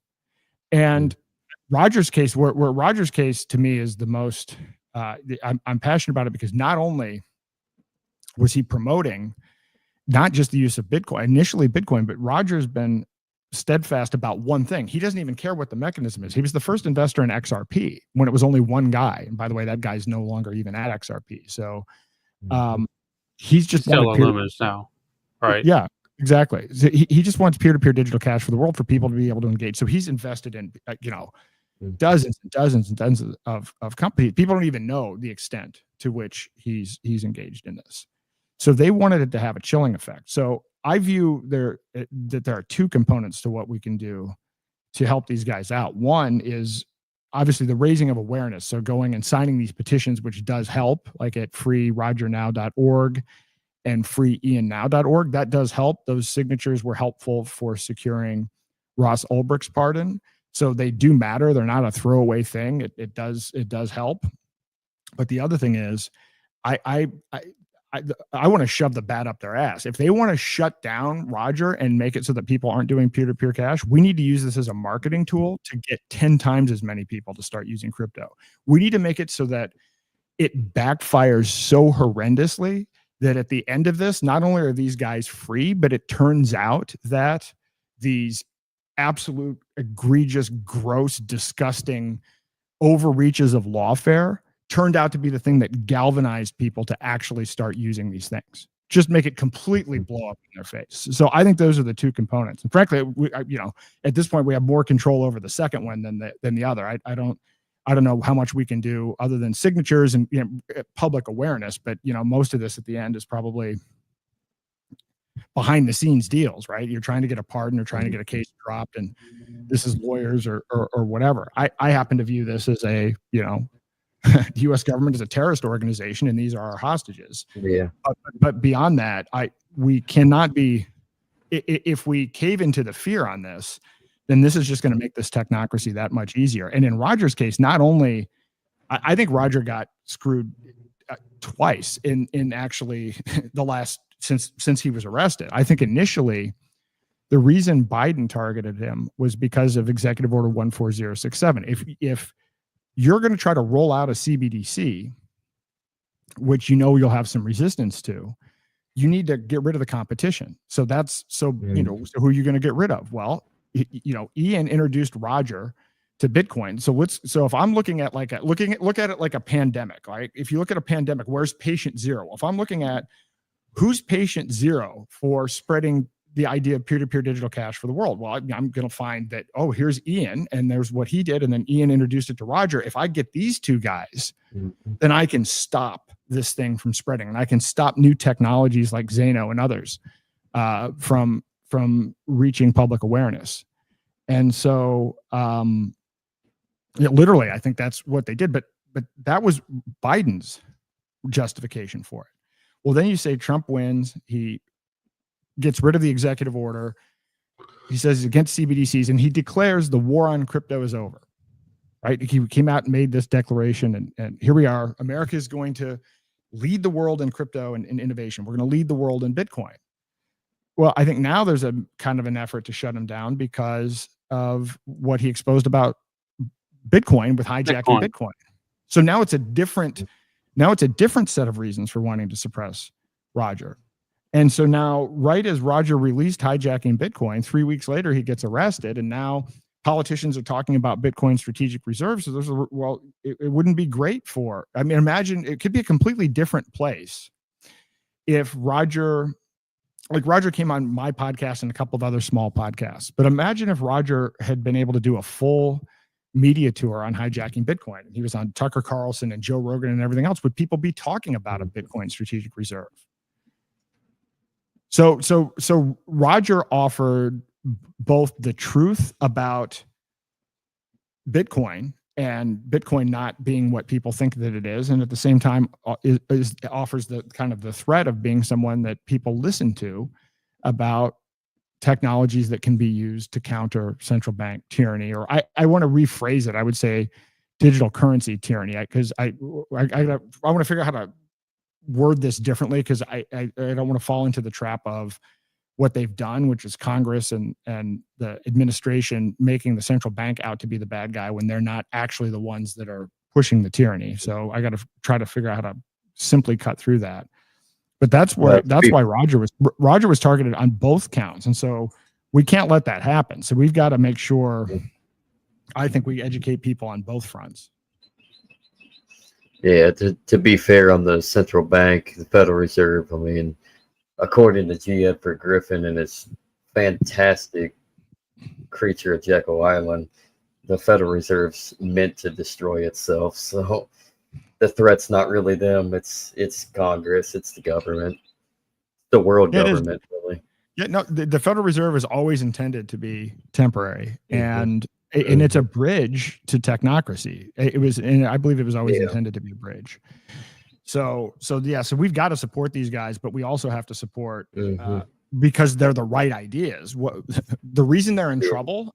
You know, they were doing the right things, and they were doing the right things in the right way.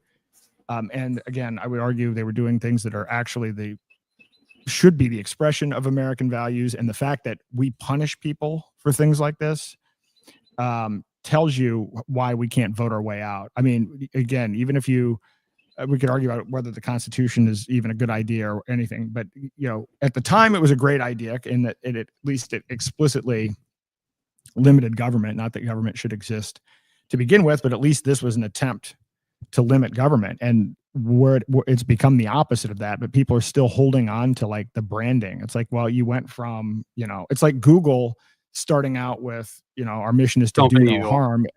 And then you end up becoming a division of the deep state. And then you leave. Well, that's what America is. America now represents the opposite of its values, but it's resting on its laurels. It's resting on its history. It's resting on some of these founding documents. And boy, that's dangerous. Mm-hmm. Well, Andrew, anything, any last words of questions? Well, just that if like I said before, if we're going to operate on an attempt to change the flow of the direction of government, we understand the psychology of government and the environment and how we can best operate within that environment in order to uproot and destabilize and decentralize them as much as possible.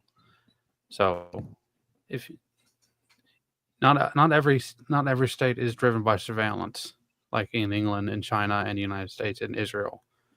So you have to understand the environment you're working in order to best push the ball forward, give us momentum and move forward. Yep. Are you a proponent for Liechtenstein? Sure. Anything that works. Was there a question in there, or? No, it's just a general observation. Well, we've gone over 2 hours. We could probably go on for like 20 hours with you, Aaron, but it is Saturday, so we'd like to give you back your time. So, plus you've been busy, so give you. Some I agree. My voice is actually sore, so I've talked way too much for the last 3 days. Yeah, exactly. So you need some rest. But thank you again. Anything that you would like to plug? I know there's a bunch of things that you'll want to plug. Yeah, I would say so. DaylightFreedom.org is the website. So my wife and I have a nonprofit that kind of promotes all of the initiatives that we just discussed, and it has all of the links to events and content and everything like that. I do have my own podcast, The Aaron Day Show, which is usually on Thursday at 8 p.m. And we'll soon be adding another day to that because there's so much information to get out. So I recommend that. There are quite a bit of episodes out there, a lot of content related to everything that we just discussed. And I'm on X at Aaron R. Day. And I urge you again to go to freerogernow.org, freeiannow.org, and freeromanstorm.com, and to share those links with as many people as you can, and to do so individually. I mean, when you post links to third-party sites on social media, they immediately get shadow banned. So like reach out to people directly, like find 3 people and DM them or send them a message on Signal or Telegram or whatever. Roger's getting close to 100,000 signatures, and so that's going to be a pretty huge milestone. So I think getting to that level will be helpful in whatever was going on behind the scenes for him. Yes, and all those will be in the description, everybody, too. So copy and paste, send it to your friends and family through text message. Say, go check this out. Do it now. So anything else to add or ask or concerns there, Andrew, for Aaron? Or just in general? I think we've had generally speaking, a very good conversation today. Thank you for joining us, Aaron. No, thank you for having me. Hey, thank you again. And thank you for having me. Thank you for jumping on Are You Smarter Than a Politician for free. So that was fun as well. So check that out, everybody, if you haven't seen it. That's rolling through. Other than that, thank you again for coming on, Aaron. This is what we need to get all of this out. We need to start talking about this more because it's unraveling. So, and it's not a pretty picture if we don't focus on it. So, but other than that, Andrew, should we do a Iris goodbye or since this is a crypto pod, should we do the wrestling? Let's do the wrestling. I think it's always fun. So, Andrew with his wrestling. Let me see if I actually. Okay, good. So, but other than that, everybody, thank you again. Thank you for joining us, and thank you again, Aaron. So follow Aaron. So have a good weekend, everybody. So thank you. Peace.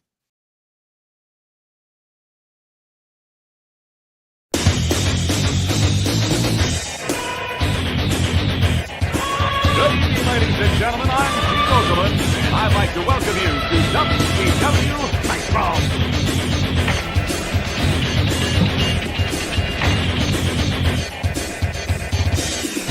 You know, brother, you think you know what it takes to beat Hollywood Hogan, who wants to climb in the ring and try out the largest arms in the world. Hollywood style. You want to wrestle an inch more Ric Flair, you gotta be able to walk that out and style and profile. Woo! You really think you're ready for a spin? You really think you're ready for the Scorpion Deathlock? You think you're ready for a fatal encounter? This is why they call me the total package. If you have a pain threshold to withstand the butcher rack, let's find out. Hallo, hier ist Alex Wright. Wenn ihr High-Flying Wrestling Action wollt, Spinning Sidekick, Top Turnbuckle Dropkick, dann nehmt mich. Der Sieg ist euch sicher. Versprecht euch. Oh yeah!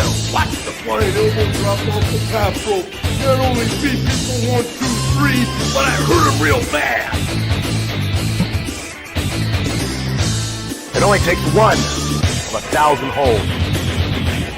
You think you're man enough for the challenge?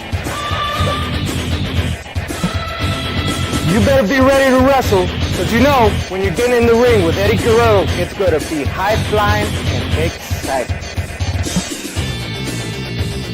Hey, anytime you feel froggy, man, I'll slap on the buzz killer, rip your shoulder right out of socket. Wolfpack style! Hey, funky boy. Like there's a choice here? Good God!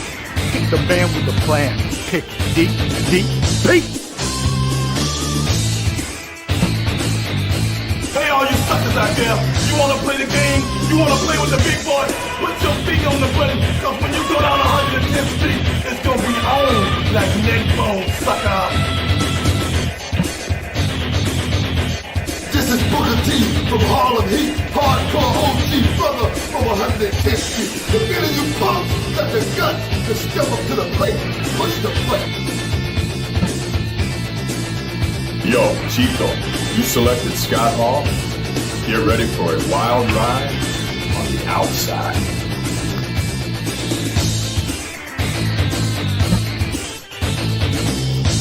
Hey there! How'd you like to get power bomb? Come on, pick me. I'm begging you, pick me. Please pick me.